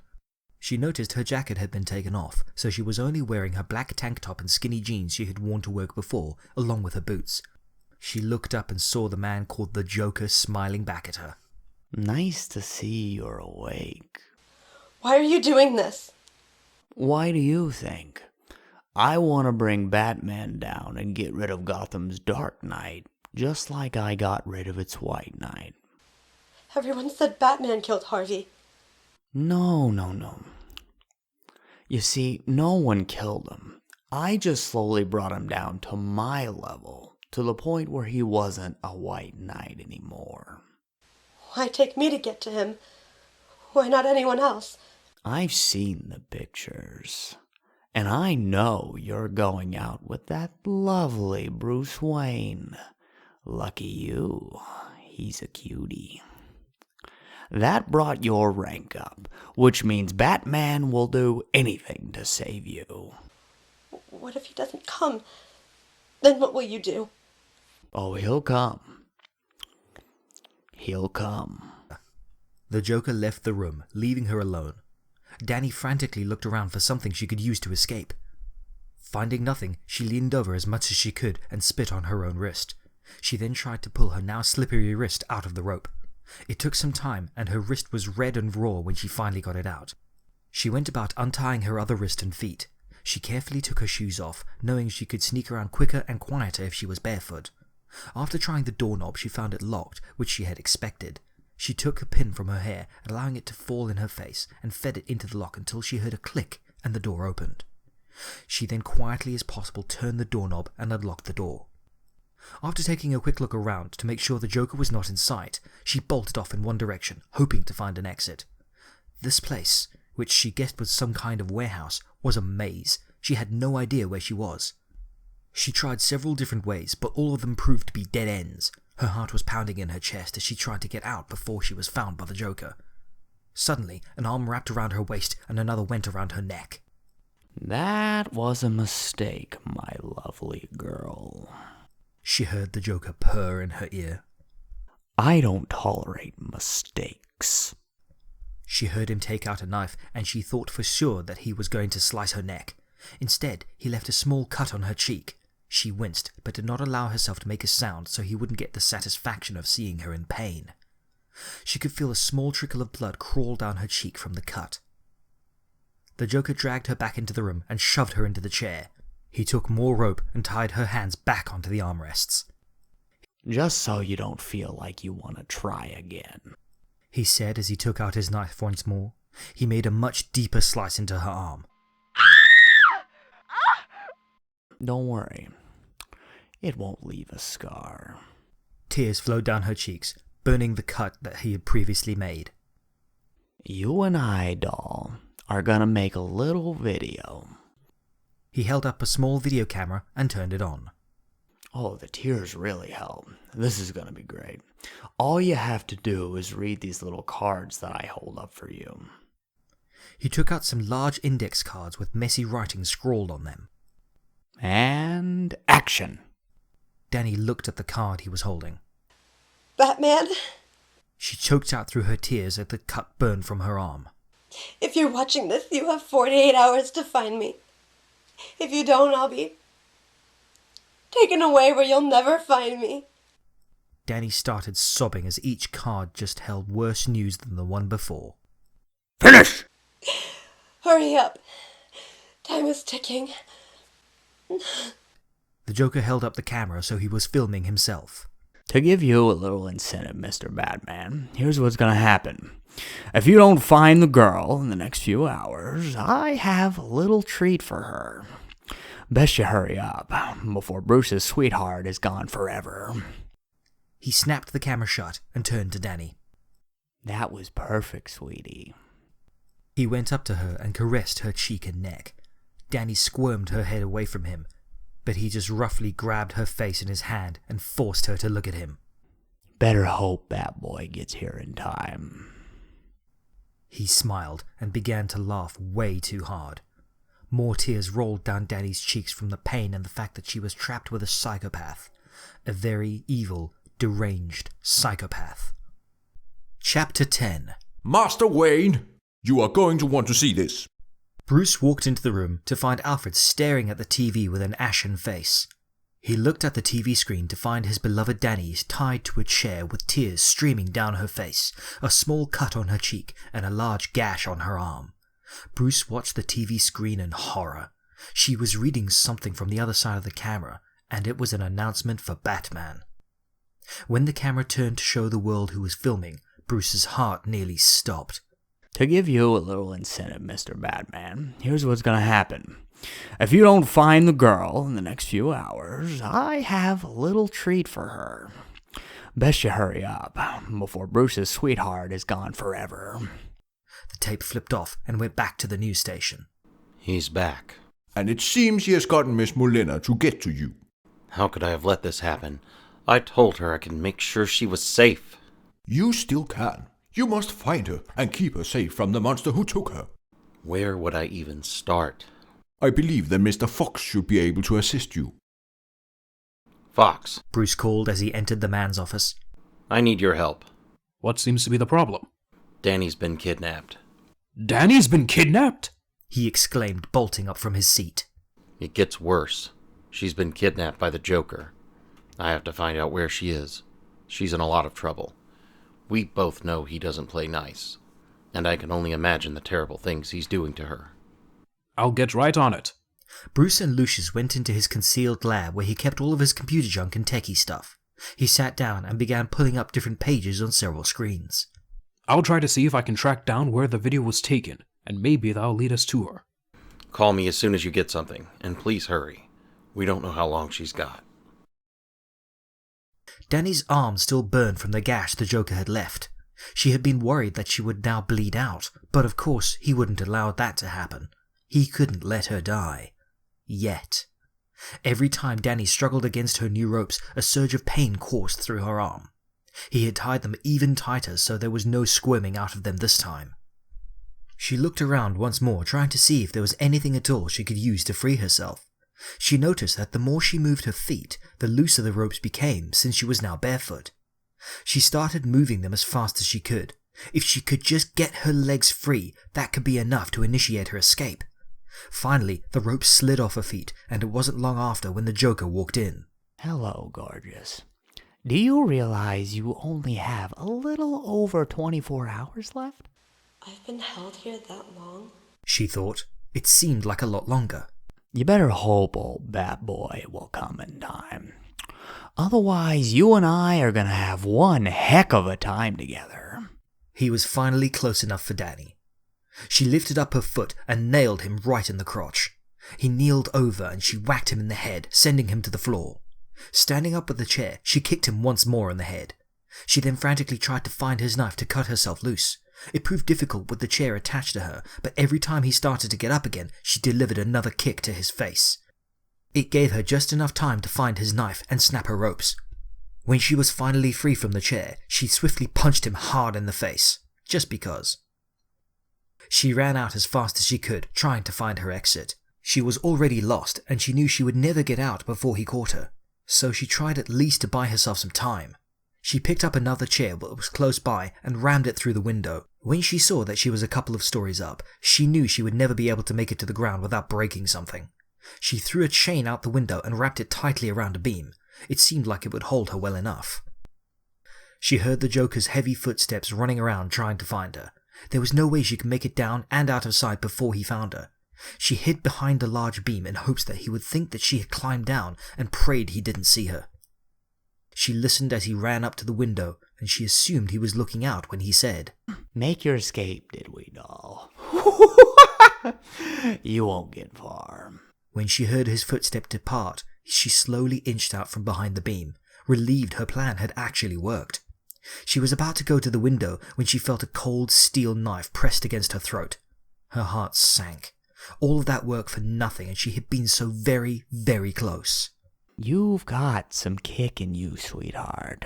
I'll admit," he said in her ear. "Why are you so afraid of me? Is it the scars? You want to know how I got them?" He turned her to face him. "I used to have friends. I know, hard to believe, right? But I had this one friend who bought drugs from some really bad people. One day after he almost OD'd, he reported them to the police, and he told those druggies that it was me who reported him, so he didn't take the heat. They found me and surrounded me. I just smiled, trying not to let them know that they had the upper hand. Well, they didn't like that. 'What's so funny?' they asked. 'What are you smiling at, freak?' they asked. 'We'll give you something to smile at,' they yelled. They took a knife and they did this little number on me. By the time the police arrived on the scene, I was bleeding all over the street, and the druggies, well, they got away, and they were never caught. So now, I'm always smiling, no matter what's going on." He removed the knife on her face and began to drag her back. No! Please! No! He once more shoved her back into the chair, but he didn't tie her up again. Whether he ran out of rope or he had something else planned, she didn't know. He put the knife to her face and made a small gash on her other cheek, vertically rather than horizontally like the other cut. You want to know the best way to make a joke work? He purred, taking her face in his hands. She stared at the knife aimed at her face. You have someone else in on it. He went to the door and ushered a man in. Dani found out with horror that she was looking into the eyes of Jonathan Crane. Chapter 11. Dani's eyes watered at the sight of the man before her. She knew all about the attacks he had been part of as his other persona, Scarecrow. She had been right in the center of it, and she had a feeling he wasn't here to help her escape. Hello, Miss Molina, he said with a smooth voice. If he wasn't such a psycho, most girls would have fallen fast for his rich voice and piercing blue eyes. I was told I needed to give the Batman a little push. He removed his glasses and gave her a small smile. Would you like to see my mask? Dani's eyes widened as she frantically shook her head. Oh, don't worry. It's not that scary to you. It's the crazies who can't stand it. But you're perfectly sane. He pulled out the burlap mask for Dani to see. See? It's not so bad. It was terrible to look at. All of the things he had done so long ago came back to her. She chose to remain silent. She had a terrible feeling that he had something else planned. He put the mask over his face. But I can make it bad. Before she could register what was going on, a puff of terrible-smelling smoke flew into her face, making her choke. When the smoke cleared, she looked back up at Crane's masked face. It became covered in sores and it started to sweat profusely, just like how her parents looked when they got sick and died. Dani began to hyperventilate in fear. Every single emotion she felt watching her parents die right before her eyes filled her senses. Let's make another video. This is gonna be great. He pulled out his video camera again as Dani sat in her chair, looking more freaked out than words could describe. Better hurry, Batman. Or this girl is going to lose it, nice and slowly. But don't worry. I've given her a small dose. The effects will wear off within the hour. And now just keep giving her doses until either her mind is lost or you try to save her. Whichever happens first. The Joker turned the camera to himself. Isn't this fun? Just a few more hours left. Bruce stared at the television screen, wanting to look away but finding himself unable to do so. Dani looked so scared and he couldn't do anything to help her. That blasted fear gas was going to end up killing her painfully if he didn't get to her in time. Fox, where are we with this? I'm trying my hardest, but tracking video feed is harder than you may think. Nearly impossible. I should expect to have something to go on in, say, 5 hours? Dani doesn't have 5 hours. Mr. Wayne, if you want to try your computer skills and find her, be my guest. Otherwise, let me handle this. I promise that I will do everything in my power to reach her in time. Bruce looked to the TV screen again as he watched the Joker tape Dani cowering in the corner. He could only imagine the horrors that the fear gas was putting her through. Dani sat in the room, her clothes and her hair completely sweat-drenched. Scarecrow gave her 4 doses of the fear gas so far, and she knew that it was only a matter of time before he came back in to give her another. It was always the same. He would give her a dose of the gas, she went crazy for a little while, then slowly came back down to sanity. Once her brain was clear of the gas, he came in again and gave her more. Each time, the memories of watching her parents slowly get killed by that disease that plagued them for over a year rushed back to her. She would see Scarecrow's face become covered in that which killed her parents. Then all of her worst fears would attack her at once and she would just hold her head in her hands, willing the terrible images and feelings to leave her. It was only a few more hours before Batman's deadline. At this point, she didn't know how much more of the fear gas she could take. She wanted to be saved before the Joker took her away, but at the same time, she would do absolutely anything to stop getting dosed with the gas, even if it cost her her life. Dani sat in the corner, waiting for Scarecrow to come back in and dose her once more. Her thoughts reflected to the time she spent before she had been taken. She thought back to her breakup with Bruce, and all that time she spent avoiding him afterwards. Her eyes watered again. She left things terribly with him, and now she might die. She could honestly say that the time she spent with him at work and on their dates had been some of the best times of her life, and she had been so stupid to end it all because she was scared. The kind of scared she had felt then was nothing compared to the scared she felt now. What if Bruce didn't know she was gone? What if he didn't even care that she was gone? All she wanted in that moment was to see him again and feel his warm skin against hers as they sat close together, enjoying each other's company. She wanted to see those beautiful eyes look at her and silently tell her that everything was going to be all right. She wanted him to hold her because she never had felt safer than when she did in his embrace. Her thoughts were interrupted when Scarecrow came back into the room. No, please. Please, I'll do anything. Just don't give me any more of that stuff. He ever so slightly cocked his head to the right.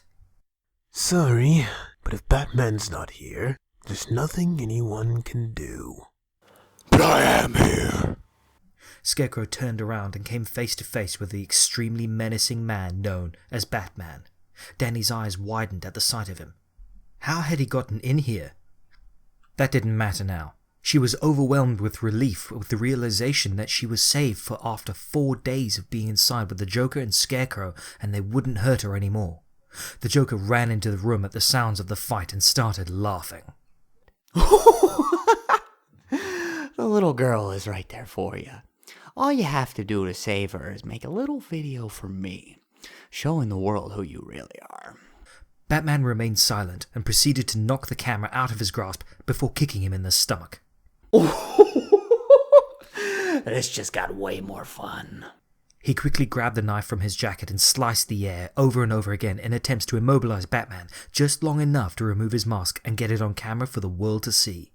But before that could happen, Batman slammed the Joker's head against the wall, not knocking him out, but certainly keeping him from getting up for a while. Batman whipped around to find the Scarecrow with his arm around Dani's neck and a huge canister of what he presumed was filled with fear gas. Take off the mask, or I'll spray her with such a huge dose of gas it will kill her within minutes. He looked into Dani's wide eyes.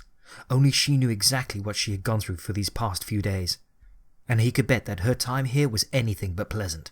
He stared at the huge gash on her arm and swore to himself that he would never let anyone hurt her like this ever again. Batman whipped out one of his batarangs and flung it at Scarecrow. It lodged itself into his shoulder. He cried out in pain and sank to the ground, but not before pressing a button that released the fear gas into Dani's face. No! Dani started gasping and choking and fell to the ground. The memories of her parents' death were tossed at her from every direction in addition to every single thing that she feared, physical and psychological. She broke out into a huge sweat and her heart was beating so fast it was sure to stop very soon. Scarecrow removed the batarang from his shoulder and blood poured out of the wound. Nice try, but soon she will be dead. Batman shoved his head against the wall, taking him by the neck. Why are you helping him? He told me I'd be free from my physical and mental prison. How could I say no? Batman slammed the back of his head into the wall, knocking him out. He went over to Dani and she began to scream at the figure looming over her and tried to cover her eyes. He had no idea what she was seeing when she looked at him, but he knew that it would have to be one of her worst nightmares come true. Before he could do anything, he was attacked from behind by the Joker. He managed to kick the psycho off him and attacked the man. He stole a few glances at Dani during his fight. She was losing it fast. If he didn't get her back into the tumbler soon, he was going to lose her forever. That one thought propelled him to knock the Joker senseless. He kicked and punched him several times and then grabbed the chair that Dani had been tied to and beat him over the head with it. He ran over to Dani, who was not fully conscious, and gently picked her up and proceeded to carry her out to the tumbler. She stirred in his arms, took one look at him, and started freaking out in his hold. No! Please stop! She screamed as she thrashed out in his embrace. He couldn't carry her back while she was like this, and he knew there was no way she could go voluntarily with him. He gently set her down on the floor, and she quickly backed away from him and into the wall. Stay away from me! She growled as she looked back at him with bloodshot eyes and beads of sweat pouring from her face. Her wet hair was matted all around her face, and she looked rather terrifying. How had he let this happen? His precious Dani had slowly fallen apart at the seams, and he hadn't been there protected like he said he would. He quickly went over to her and she began to scream again. Her arms whirled all around the place, trying and flailing to protect herself from whatever she was seeing. Before she hurt him or herself, he grabbed her arms and squeezed her shoulder in just the right spot. She slumped over into his arms, finally more relaxed. Wasting no more time, he picked her up again and rushed her out to the tumbler. Fully aware that she was being practically pumped full of fear gas, Lucius had given him a small sample of a new antidote he created to counteract prolonged exposure to the gas. He got her seated into the tumbler and injected her with the antidote he had been given. After noticing her eyes flutter open slightly and checking her pulse, he got into the driver's seat and sped back off to the manor. Chapter 12. Dani's eyes slowly opened and she was met with a splitting headache. She groaned as she rubbed her temples and looked around. She was definitely not in the warehouse anymore, and for that she couldn't be more grateful. Now she was in a huge bed in a huge room. This place seemed oddly familiar, but she couldn't place it. Dani? She looked at the doorway at the sound of that beautiful voice. Bruce? She asked quietly as she sat up in bed. Tears began to form in her eyes at the sight of him. He quickly ran over to the bed and sat down next to her. She began to cry, so he took her in his arms and held her close to him, just like she wanted, and she was thinking about him between those doses of fear gas. Dani felt elated at the feeling of being close to him again. It was 1,000 times better in his embrace than she'd remembered. Shh, shh, he whispered as he rubbed her hair. She clutched onto him, tightly, afraid of ever letting go again. You're okay. You're fine. She looked around her as they finally broke apart. How did I even get here? What's the last thing you remember? She tried to think of what happened before she awoke here, but everything was hazy. I don't know. Well, Batman must have found you. I guess he read about us in the paper, so he brought you here to me knowing you would be safe here. You were unconscious, so I decided to bring you up here. I'm assuming you haven't had a good place to sleep for a while. I'm so sorry. What are you apologizing for? I left things terribly between us. And then all of this happened. I didn't mean for any of this to go this way. Dani, it's okay. I should be apologizing. I told you I could keep you safe, and I didn't. But I'm not going to let that happen again. I promise. They embraced once more, and it lasted even longer than the first. You will find everything you need in here, Alfred said to Dani as she prepared to shower. All the bath supplies are in this cabinet. Towels are in this one. Thanks. It is good to have you back, Miss Molina. Alfred? She called just before he left the bathroom. He turned to her. Yes, Miss Molina? Did Bruce care that I was gone? When she saw the look on his face, she continued. Look, it's just that with the way I left things, I figured he would hate me. It was the most agonizing 3 days of his life. He walked away, leaving her alone in the bathroom to think about what he had just said. Dani hopped into the shower and began to wash away the torrent of the last 3 days. The water burned her cuts at first, but then slowly began to soothe them. After she washed her hair, more than once, she picked up a bar of soap and began to clean all the dirt and the fear gas off. As she slowly rubbed the soap over her arms and legs, she thought about what she had gone through. The seemingly endless doses of the gas, being tied up for hours, and worst of all, the Joker's hands on her. At that last thought, she began to scrub herself more vigorously, rubbing the soap into every inch of her body, trying to remove all traces of where the Joker had touched her. She began quietly whimpering as she rubbed the soap on her neck more than anywhere else. Her mind kept wandering over to when he touched her face, her arms and neck. She slowly stopped scrubbing herself and collapsed onto the shower floor as her body shook with sobs. Dani took it easy at the manor for the next couple of days. Alfred got her some clothes from her apartment and brought them to her, for which she was more than thankful. As much as she tried to rest, she never really got much sleep. Every time she closed her eyes, the Joker and Scarecrow filled her vision, making it nearly impossible to sleep. Alfred and Bruce made sure that she was never alone in the manor, since it was the last thing she wanted. She probably wouldn't want to be alone for any long period of time. Dani stayed holed up in her room most of the time. She sat in isolation as her mind took her on journeys that led to all kinds of horrible outcomes. The Joker and Scarecrow still hadn't been caught, and she was terrified that they were going to come back after her. There was no way she would ever be able to handle ever being their captive again, especially if they dosed her with more fear gas. She found herself flinching all the time at even the slightest movements in her room for fear that they had found her. There was a knock at the door, which was becoming more increasingly familiar. Yes? Alfred opened the door a crack and she allowed him entrance. I brought you your dinner, Miss Molina. Thanks, Alfred. He placed the tray of food onto the table in the room. He looked at her sadly, really just seeing how much this had scared her. Dani looked at the plate of food, but had no desire whatsoever to eat any of it. In fact, she really hadn't eaten anything for the past few days. Her appetite had dropped dramatically, and she found herself that she was never really hungry. It was beginning to show, too. She could tell just how much thinner she was becoming. She stood up and forced herself to eat at least some of what was on the tray.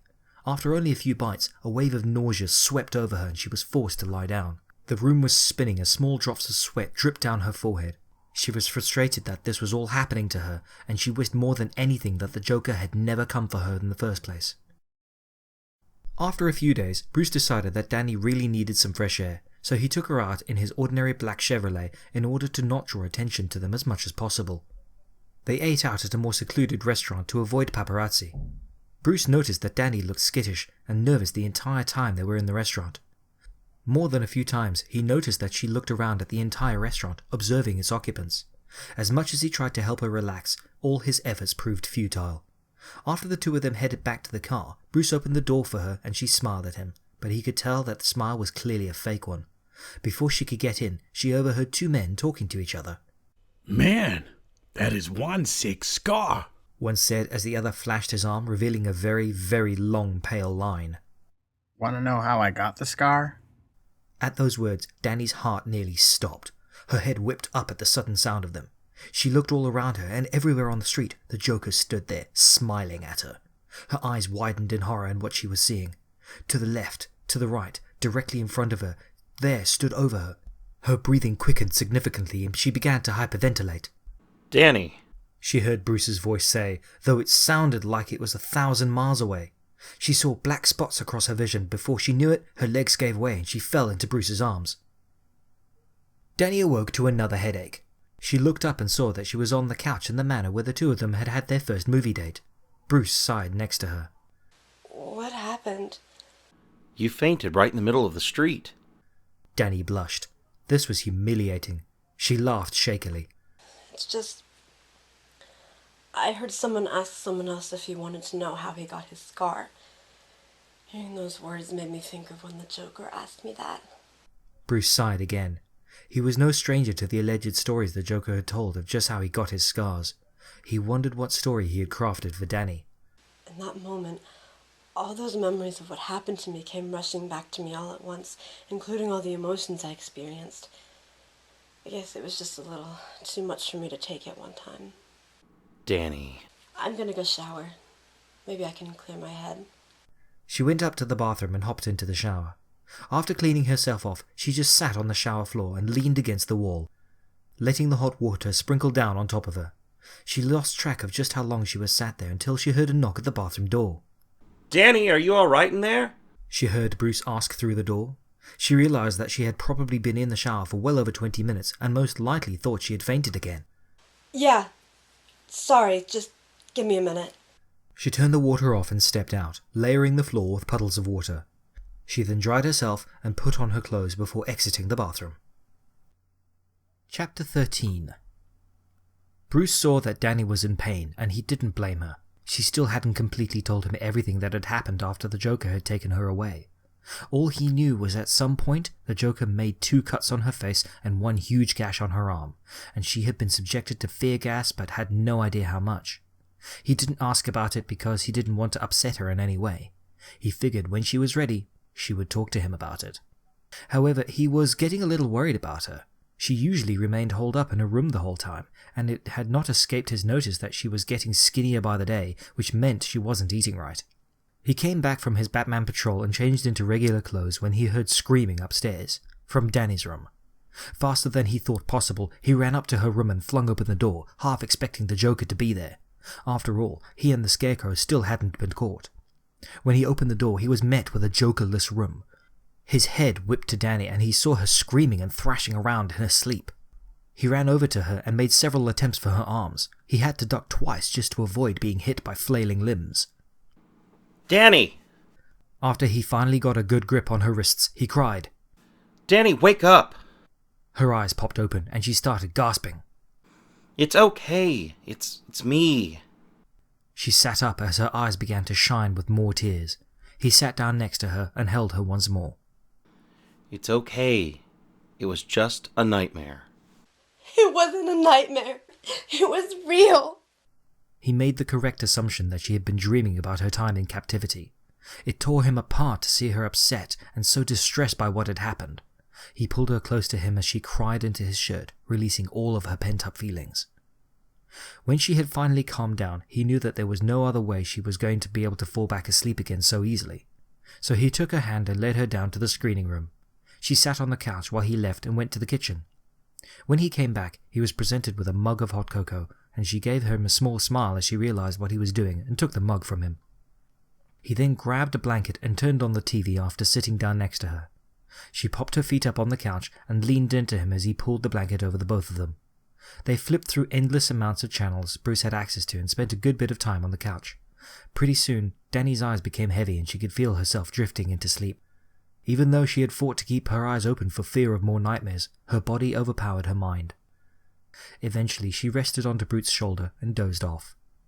Bruce looked over at the girl lying on him. He still felt responsible for all of this. She should have been at home getting a full night's sleep rather than being plagued with endless nightmares. He gently moved a little and took her up in his arms, blanket and all. Then he carried her upstairs, placed her down on the bed before pulling the covers over her sleeping form. Before he left the room, he leaned over her and pressed a gentle kiss to her forehead. Her skin felt so hot under his lips, which sent goosebumps up his arms. Not once had that ever happened with any other girl he had ever dated, not even Rachel. It was well past 3 in the morning a few nights later when Bruce found Dani curled up on the couch. It had been a slow night on his patrol, so he had called it quits earlier than usual. Dani? Her head turned as she gave him a small, awkward smile. He walked into the room and sat down next to her. Still couldn't sleep, huh? She slowly shook her head in response. It's getting better, though. The nightmares aren't as bad, but they're not gone. He told himself he wouldn't ask, but this was getting out of hand. Dani, what happened to you? She took a deep breath and turned to him. I came home after work, and there he was. The Joker, just standing in the middle of my apartment as if he had been there 1,000 times before. I tried to run, but he knocked me out. When I woke up, I was tied to a chair, and he was there, just standing over me. He told me he took me because he knew that Batman would come and save me, and he wanted to expose him. After he left, I managed to get out of the ropes, but he caught me before I could find a way out of the place. He cut me on my face and on my arm as punishment for trying to escape. She moved her pajama shirt enough to show Bruce the gas the Joker had left was beginning to fade. That's when he made me record the first video. I got out again only for my escape attempt and once again be stopped, and I received this other cut. When he took me back, he introduced me to the Scarecrow, and I started receiving doses of the fear gas. He said it was to give Batman a push or something to come save me faster. I got 4 doses of it before Batman came. I remember getting dosed with a huge amount of fear gas, and I couldn't begin to explain what happened to me after that. I just know that Batman was there for me, in my biggest moment of weakness. Dani, I'm so sorry I let this happen. I told you that you could feel safe with me, and then... No, Bruce, don't blame yourself. It's my fault. I broke off the best relationship of my life just because I was scared. Of you. I was scared that if we spent any more time together, you'd realize that you didn't really like me the way you thought you did. I mean, look at me. There's nothing about me that even comes close to the models you're usually seen around. And when you realized that, I'd be left alone again. Don't get me wrong, I was stalked before. That was the truth. But the fear of people taking pictures of me being possible stalkers didn't even cross my mind until I subconsciously started looking for any reason not to see you anymore. And then when I was taken, all I wanted was to see you again, to make up for letting what we had fall apart. I never want you to think that way, and I promise that I will never let this happen again. You mean everything to me, Dani. She looked over at him. His eyes were showing something that she couldn't quite explain. His lips looked so inviting, and she took that invitation. Before either of them could pull back, she pressed her lips to his in a tender kiss. His hand went up and caressed her neck, completely wiping out any traces of the Joker's touch. She deepened the kiss as her hand touched the back of his head. It was the best moment of her life. Dani's eyes fluttered open. She realized she was still on the couch lying next to Bruce, wrapped in his embrace. The memories of what just had happened last night came back to her. Her head was resting on his chest as his arm pulled her closer to him. She looked up at him and saw him slowly stir. Hey. Hey, He whispered back as he placed a kiss to her head. You know, if someone told me a year ago that I would be kissing Bruce Wayne, I would have thought they were crazy. believe it, because it's completely real. Their lips met and they kissed again. Dani rested her head in his chest and his hand slowly went up and down on her shoulder. They just laid there on the couch in silence, completely happy with their current state. Chapter 14. There was a knock on the front door and Dani called out. I've got it, Alfred. She opened the huge door and saw a familiar female standing in front of her. Dani? Nadia? The woman flung herself through the door and into the arms of a friend she hadn't seen in weeks. Dani clutched onto her tightly. What happened? It's a really long story. You haven't been in your apartment for weeks now. I saw the news reports with those psychos. Are you all right? Whoa, calm down, Nadia. Take a seat and I'll explain everything. Dani led her to the couches and told her everything that had happened to her from the time she was taken to the events that transpired the night before. Wow. Nadia breathed when Dani finished her story. Is that all you can say? Well, what do you expect me to say? Jeez, Dani, how were you able to put up with all of that? The Joker and the Scarecrow are some of the most terrifying figures Gotham has ever faced, and you were alone with them? How are you handling all this? I wasn't. I had nightmares for days and I stopped eating and all I could think was that they were going to come back for me. But last night, something just happened and I'm not so afraid anymore. Oh, really? Would a certain billionaire have anything to do with that? Dani just laughed at her friend's playful tone. So, you're back with Bruce Wayne, are you? Yeah, I am. Hard to believe the infamous Playboy has finally found someone for keeps. The whole Playboy thing was such an act. An act that I'm not sure why he put on. It must have been for a good reason, but nothing comes to mind on what it could possibly be. Bruce walked into the room to find the two girls talking, evidently about him. Who is this lovely lady? The two of them stood up. This is my neighbor and friend Nadia. She came by to check up on me. That's nice of you, Bruce said as he shook her hand. He turned to Dani. I've got a meeting to go to, so I'll see you later. Isn't it kind of late for you to be going to a meeting? The pleasures of owning Wayne Enterprises. He gave her a kiss on the cheek. I'll be back as soon as I can. This is insane, Nadia said after he left. My friend, dating Bruce Wayne. Believe me, I never expected this to happen in a million years. But I've never been happier than when I'm with him. I just feel like he gets me and I get him. That is so romantic. I'm happy for you both. But if you guys break up again, let me know who needs some hurting put on them. You're a good friend, Nadia. As Bruce went down to the Batcave below the manor, his thoughts drifted over Dani again and again. Alfred was already there to help him get suited up and take off. I haven't seen Dani smile in almost a month. I'm going to find them and make them pay for what they did to her. Master Wayne, I must warn you against making this personal. The more personal it is, the harder it will be for you to keep your rule. I'm not going to kill them, Alfred. A lot of things can happen in the heat of the moment, sir. No, I won't kill them. But even Bruce was beginning to doubt himself. Perhaps Alfred was right and he shouldn't go after them when this was this personal.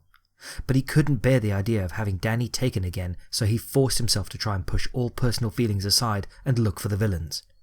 Locating Scarecrow was not very hard, as Crane was known not for finding very good hiding spots. He was found lurking in parts of the Narrows, and he was almost sure that he was looking for Dani. With that thought, he swooped down on the man and quickly overpowered him. Why are you here? He needed the girl again. Crane choked out, his oxygen supply cut off as Batman firmly gripped his throat. Why? He's figured out that Batman is actually in love with someone, even though she's Bruce Wayne's girl. Which means you'll do anything to save her, including doing whatever he wants from you. This was bad. Bruce hoped against hope that this didn't mean the Joker already knew his real identity. He headbutted Crane and delivered him back to Arkham Asylum, where they gladly took him back to his cell. He didn't worry about Crane escaping again. The only reason he had escaped in the first place was because the Joker helped him escape. If he could just make it so that the Joker couldn't escape again, everything would be okay and Dani could feel safe again. Not knowing where else to start, he went back to the warehouse where Dani had been held captive, hoping to find some kind of clue. And that's just what he found. What he found made his stomach tie into 1,000 knots.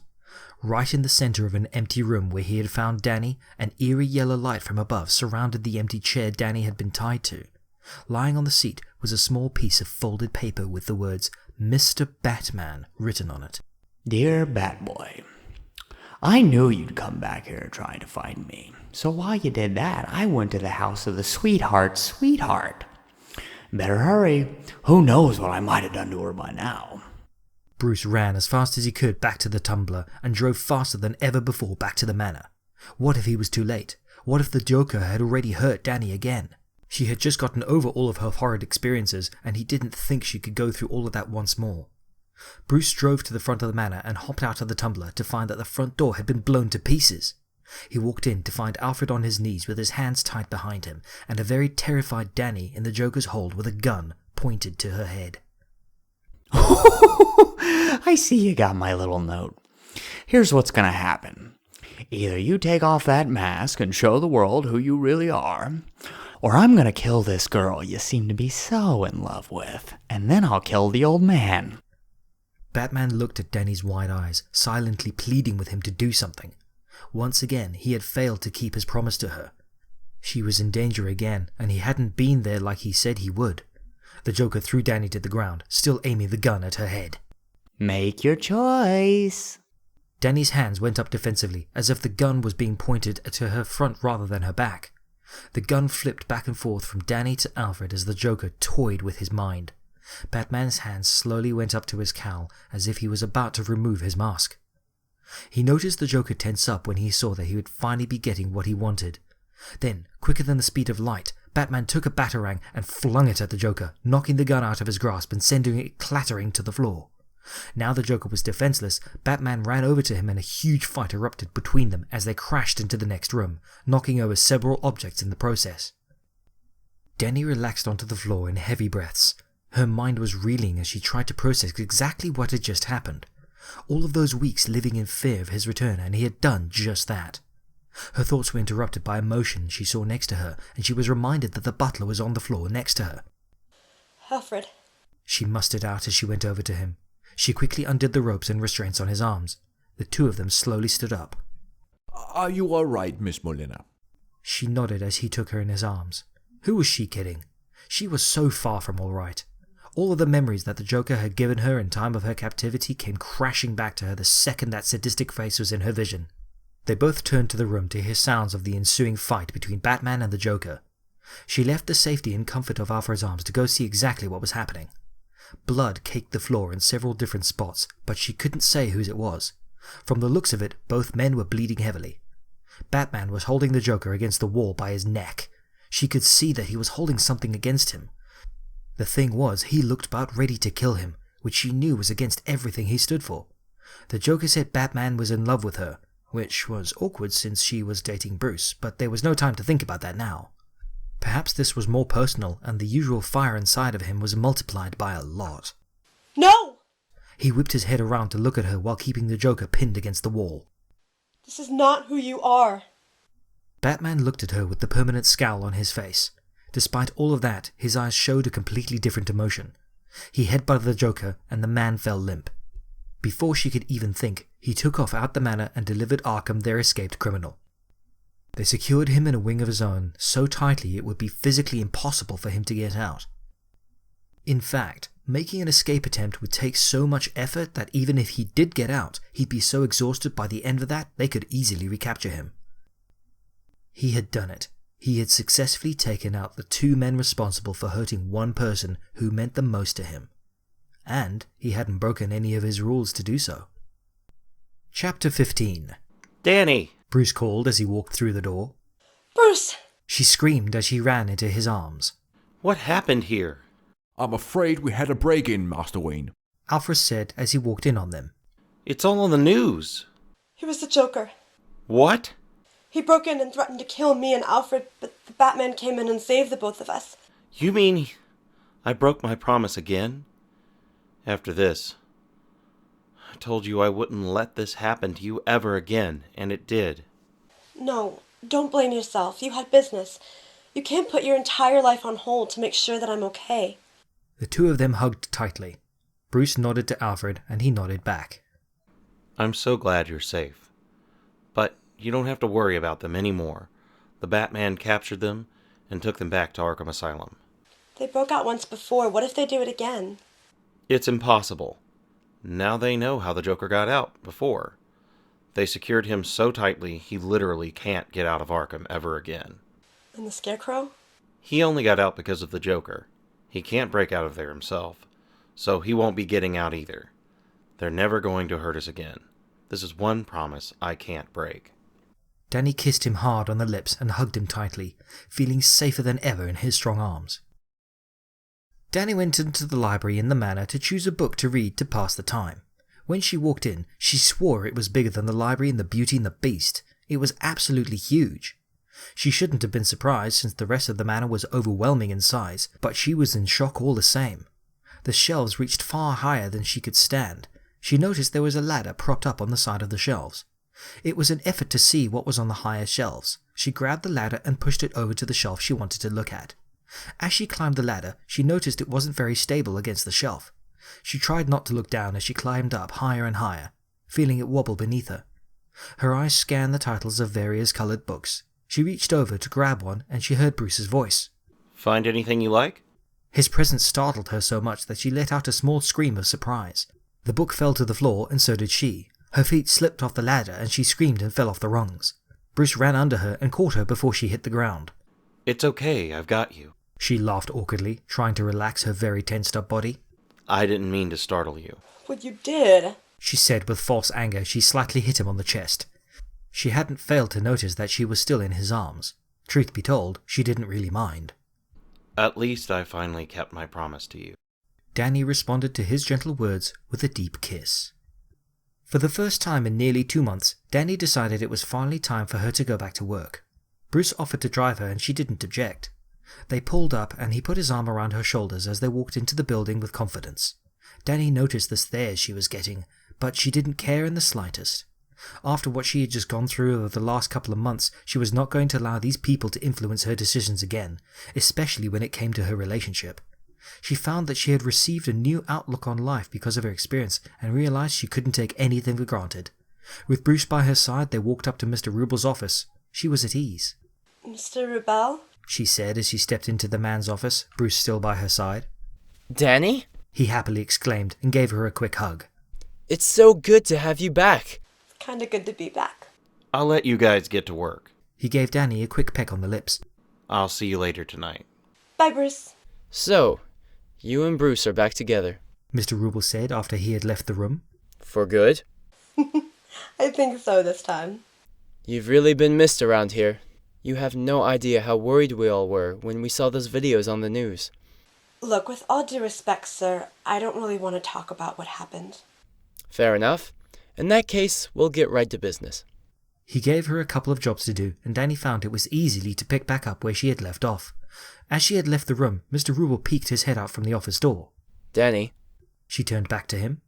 It really is good to have you back. Dani's work resumed as normal. Pretty much everyone was asking if she was okay and wanted to talk about what had happened to her after she was taken. Each time she gently explained that she didn't want to talk about it, and most of them respected her decision. Some pried further, but she was very adamant that she was not going to describe her experiences. When she refused to answer those questions, they all queried her about her relationship with the famous Bruce Wayne. She allowed herself to talk a little about it, but didn't go into too much detail. Some things she wanted to keep just between her and Bruce, like what actually happened to her in her time of captivity. Sometimes she and Bruce would meet up for lunch or go out for dinner after she clocked out, and then they would head back to the manor. Dani had indirectly just moved into the manor. She felt so much safer here than on her own for obvious reasons. Every time she wanted to try and go back, all she could think about was the Joker standing in the middle of her apartment, and she would chicken out. At the same time, she felt like she was intruding in Bruce's home and felt compelled to move back into her own place. If she brought that up with him though, he would just insist that she was fine where she was. Despite her wanting to return home, she never felt happier than when she was with him. He just made her feel so safe and wanted. She hadn't felt that way in a very, very long time. However, there was something nagging at the back of her mind, like a flickering candle that she needed to put to rest as soon as possible. Do you think you could do me a favor? Dani asked Bruce as they both drove back to the manor. Depends what the favor is. Well, you seem to know the Batman, and I was hoping that I could see him. He saved my life 3 times. I have to at least thank him. Something tells me he's not the kind of guy who accepts thank yous. Yeah, I know. But I guess I feel kind of guilty that he's done so much to help me and I've done nothing for him. All I did was try to hurt him when all he was doing was trying to help me. You were dosed with fear gas. I'm sure he understands. Are you going to try to help me or not? Look, as much as I appreciate everything he's done for you, I don't think I could get in contact with him if I wanted to. He's not the kind of person who carries a cell phone on him. The only time I've ever talked to him was when he brought you to me at the manor. And even then, it was only a 3-sentence conversation. Fine. I guess you're right. Bruce released the breath that he hadn't realized he had been holding. She had gotten just a little bit too close. She was off the trail for now, but with their relationship moving forward, how long would it be until she figured it out? Chapter 16. Dani walked into the Gotham police station during her lunch break. Hi. She said to the cop sitting at the front desk. I'm here to see Commissioner Gordon. I'm afraid he's busy right now. No, I'm not.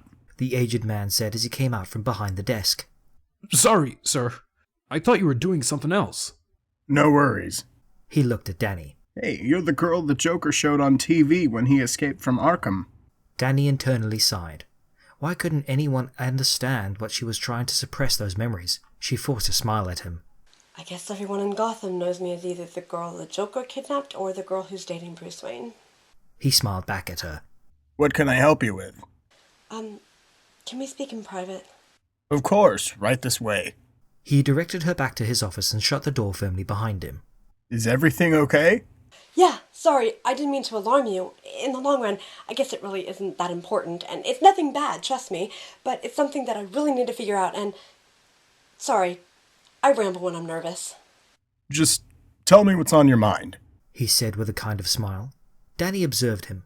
He had wrinkles to go with his greying hair and an overall very kindly demeanour about him. She also felt at ease at him. She assumed after working on the force for years he had learned how to make people who spoke with feel comfortable about talking to him. I need to see the Batman. There was a very awkward silence for a few seconds as he took in just exactly what she was requesting. I have to. It's just that he's saved my life 3 times, and I've never gotten the chance to say or do anything for him. He refuses to accept thank yous. I know, that's what Bruce said. But it's eating away at me, and I feel guilty all the same. If I could just see him once when I'm not in a life-and-death situation. The silence once again filled the room, which made Dani feel a bit uneasy. She really needed this, and if he didn't help her, she didn't know where else to go. I know that you have that signal on top of the MCU building. I thought that maybe you could turn it on and he'll come see me. I turn it on all the time, and he doesn't really show. Then I'll wait for as long as I have to until he does show. But you don't understand. I have to see him. Dani anxiously awaited his reply. Each second passed painstakingly slow. Finally, he looked at her. All right, we could try this. Thank you so much. Meet me on the roof of MCU building at 9 tonight, and bring something to do. You'll most likely be waiting a while. Dani left his office with a huge grin on her face. Things were finally working out right to her benefit, and tonight she just might solve the mystery sitting at the back of her mind. It had been several hours since Dani had first arrived on the roof. She made some pleasant conversation with Commissioner Gordon and had gotten to learn more about him and his family. She looked up at the sky for the millionth time. The symbol of the bat lit up the sky in a single spotlight, signaling for the masked man. Don't be discouraged if he doesn't show up. This is important. I'll wait here as many nights as I have to until he does come. Suit yourself. Dani chuckled lightly. They waited for a couple more hours and the sun began to rise in the east. Dani sighed and realized he was not going to come tonight. I'm sorry. It's really okay. I'm all ready to do this again for however long I need to. You're persistent, I'll give you that. But in the meantime, I suggest you go home and get some rest. Yes, sir. He escorted her back downstairs, and Dani had every intention of coming back that night to sit and wait for him again. She could wait as long as she had to. Dani trudged back to the manor and went immediately upstairs and collapsed onto the bed. There was a knock at the door.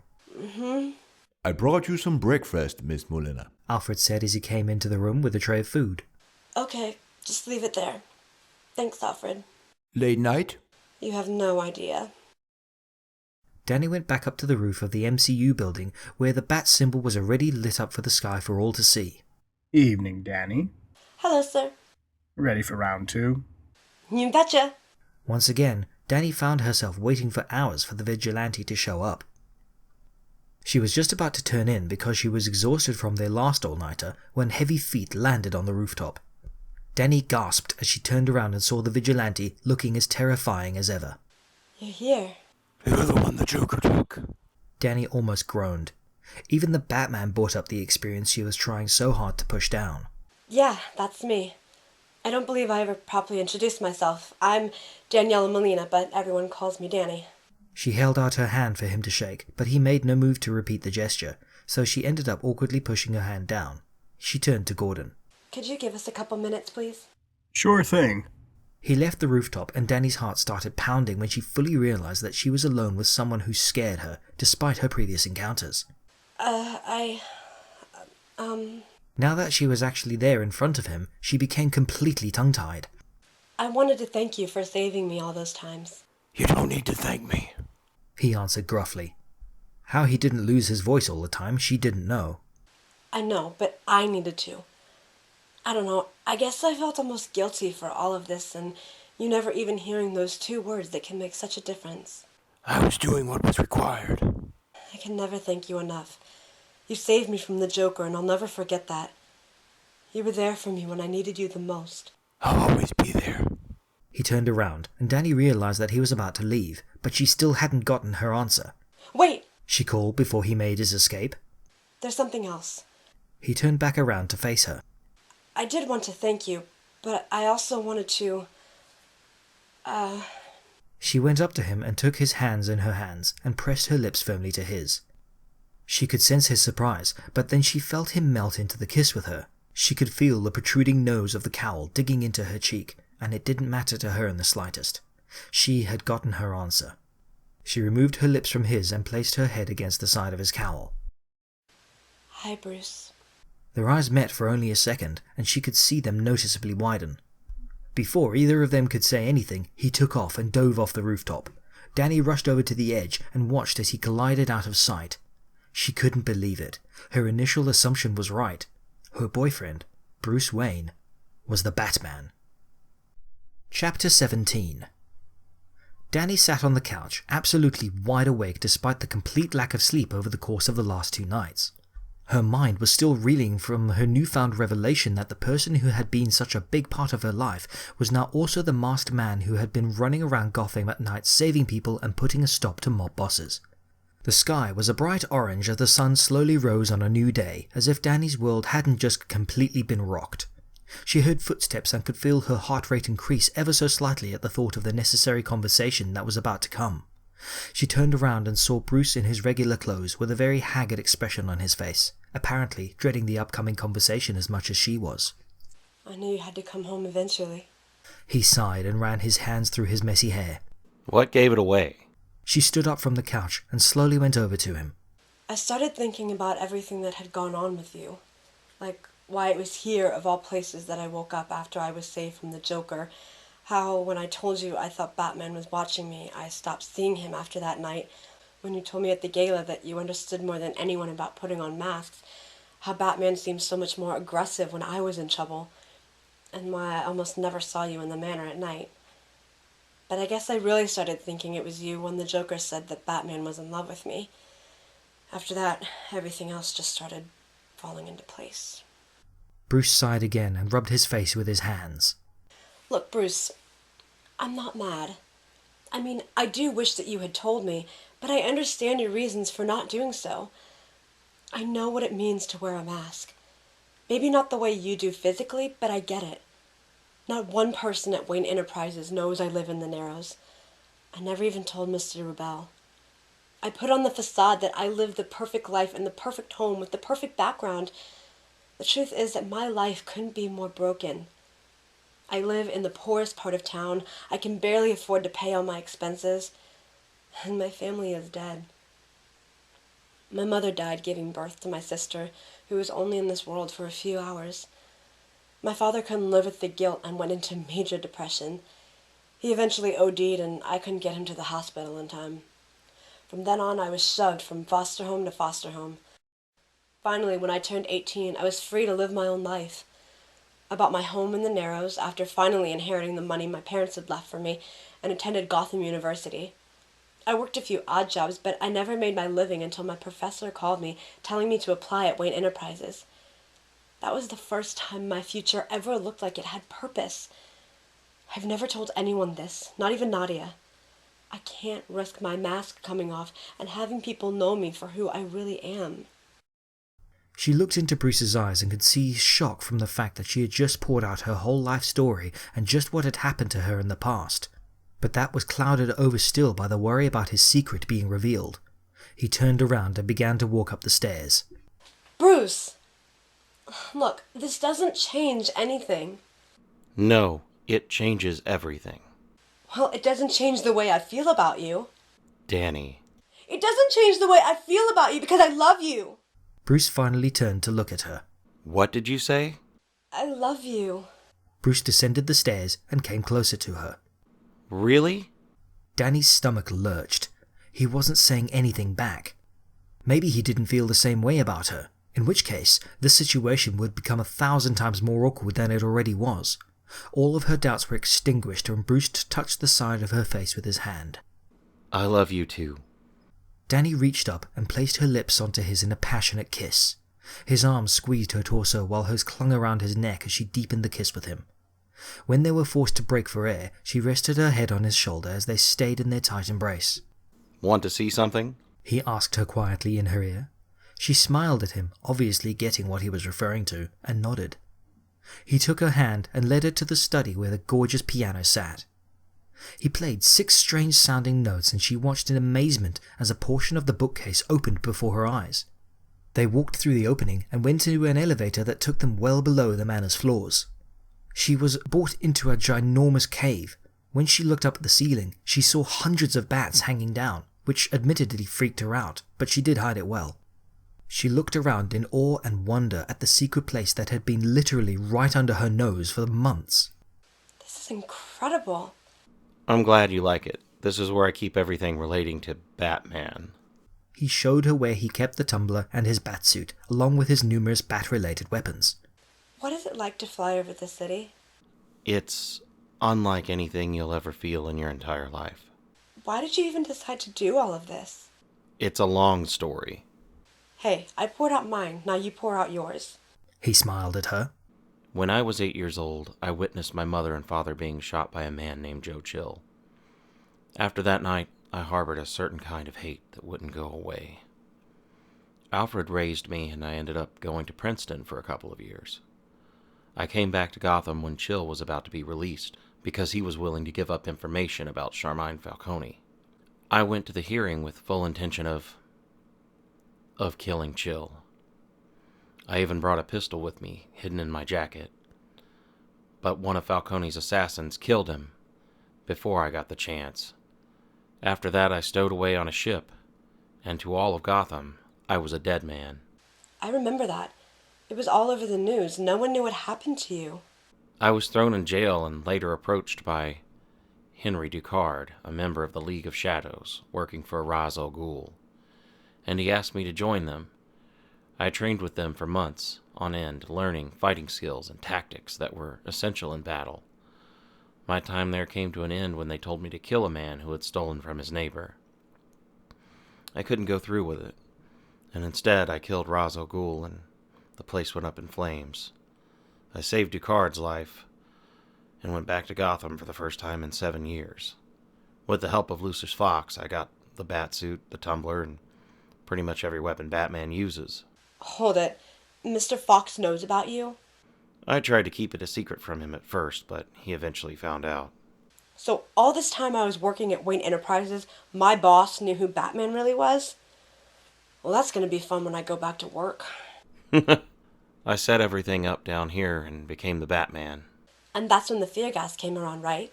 Yes, Jonathan Crane was actually working for Ra's al Ghul, who I found out later was actually Henry Ducard. Wait a minute. The guy who asked you to join them was actually the leader? Exactly. And when he came back to Gotham, he tried to kill me. But Alfred saved me, and I in turn saved Gotham. Dani took a deep breath. This is quite the life you lead. He took a step closer to her. Does it scare you? Yes, but I don't care. She in turn stepped closer to him. You've saved my life 3 times, and undoubtedly countless others. If anything, this makes me fall for you that much more. Bruce smiled and put his arms on her waist. You know, what would you have done if it wasn't me you kissed on the roof of MCU? I would have bragged to all my friends how it was the Batman who kissed me.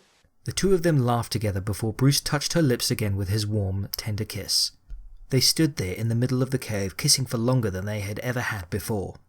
They could hear the bats above them rustling around as the couple's presence made them uncomfortable, but as they stood there in their tight embrace, neither of them could find it within themselves to care. Chapter 18. 2 years later. Bruce fiddled with an object in his hand, inspecting it over and over again to make sure it was okay. Feeling all right, Master Wayne? Alfred said with a smile. I'm so nervous. I'm Bruce Wayne. I'm not supposed to feel nervous. Despite the interesting life you lead, you are still human.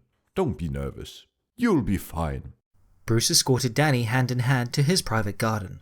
They had spent many nights out here talking for hours, sometimes until the sun showed its face in the sky. It was their favourite place to pass the time away. Ever since she had found out his identity, she began to help him on his little outings by staying in communication with him while he was in the Batcave, in order to look up things on the computer ready to go for him if a serious emergency occurred. She also insisted that he teach her how to fight, because she was tired of feeling so scared and vulnerable. Despite everything, she was still a bit on edge about the Joker and Scarecrow's sudden intrusion in her life. Bruce was happy to oblige and spent a lot of time teaching her fighting techniques he had learned in his time in the League of Shadows. Dani had been very clear that even though she lived in the manor with him, she was not going to sleep in the same room as him. This was something she was reserving for her husband. That was how she had been raised, and that was how she was going to go about her relationship with Bruce. He, of course, respected her beliefs. Dani. He pulled her in front of him so that his arms wrapped around her waist, and she had her own arms around his neck. I love you. I love you too. He placed his lips on hers and they shared a beautiful kiss, one of many. When I saw you that first night at my party, you looked so beautiful and so incredibly nervous, but not the same kind of nervous that every girl seems to feel around me. And that's when I knew you were different from anyone I'd ever met. Right then, I thought you were the most beautiful girl I'd ever laid eyes on. Dani looked at him, wondering why he was bringing up old memories. When the Joker took you, that was when I realized just how much you meant to me. I could never have lived with myself if anything worse had happened to you. As I watched you on TV, all I wanted was for you to be next to me, safe and sound. When you were safe at the manor, I watched you go through absolute torment. And it tore me apart to see you in so much pain.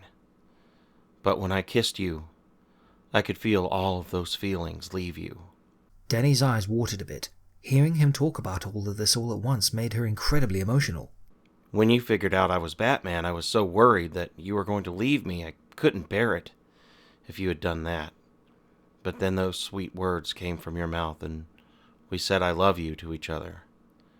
That was when I knew I could never love anyone the way I love you, and I cannot imagine life without you. Danny's eyes widened and he dropped down onto one knee. Daniella, Molina, will you marry me?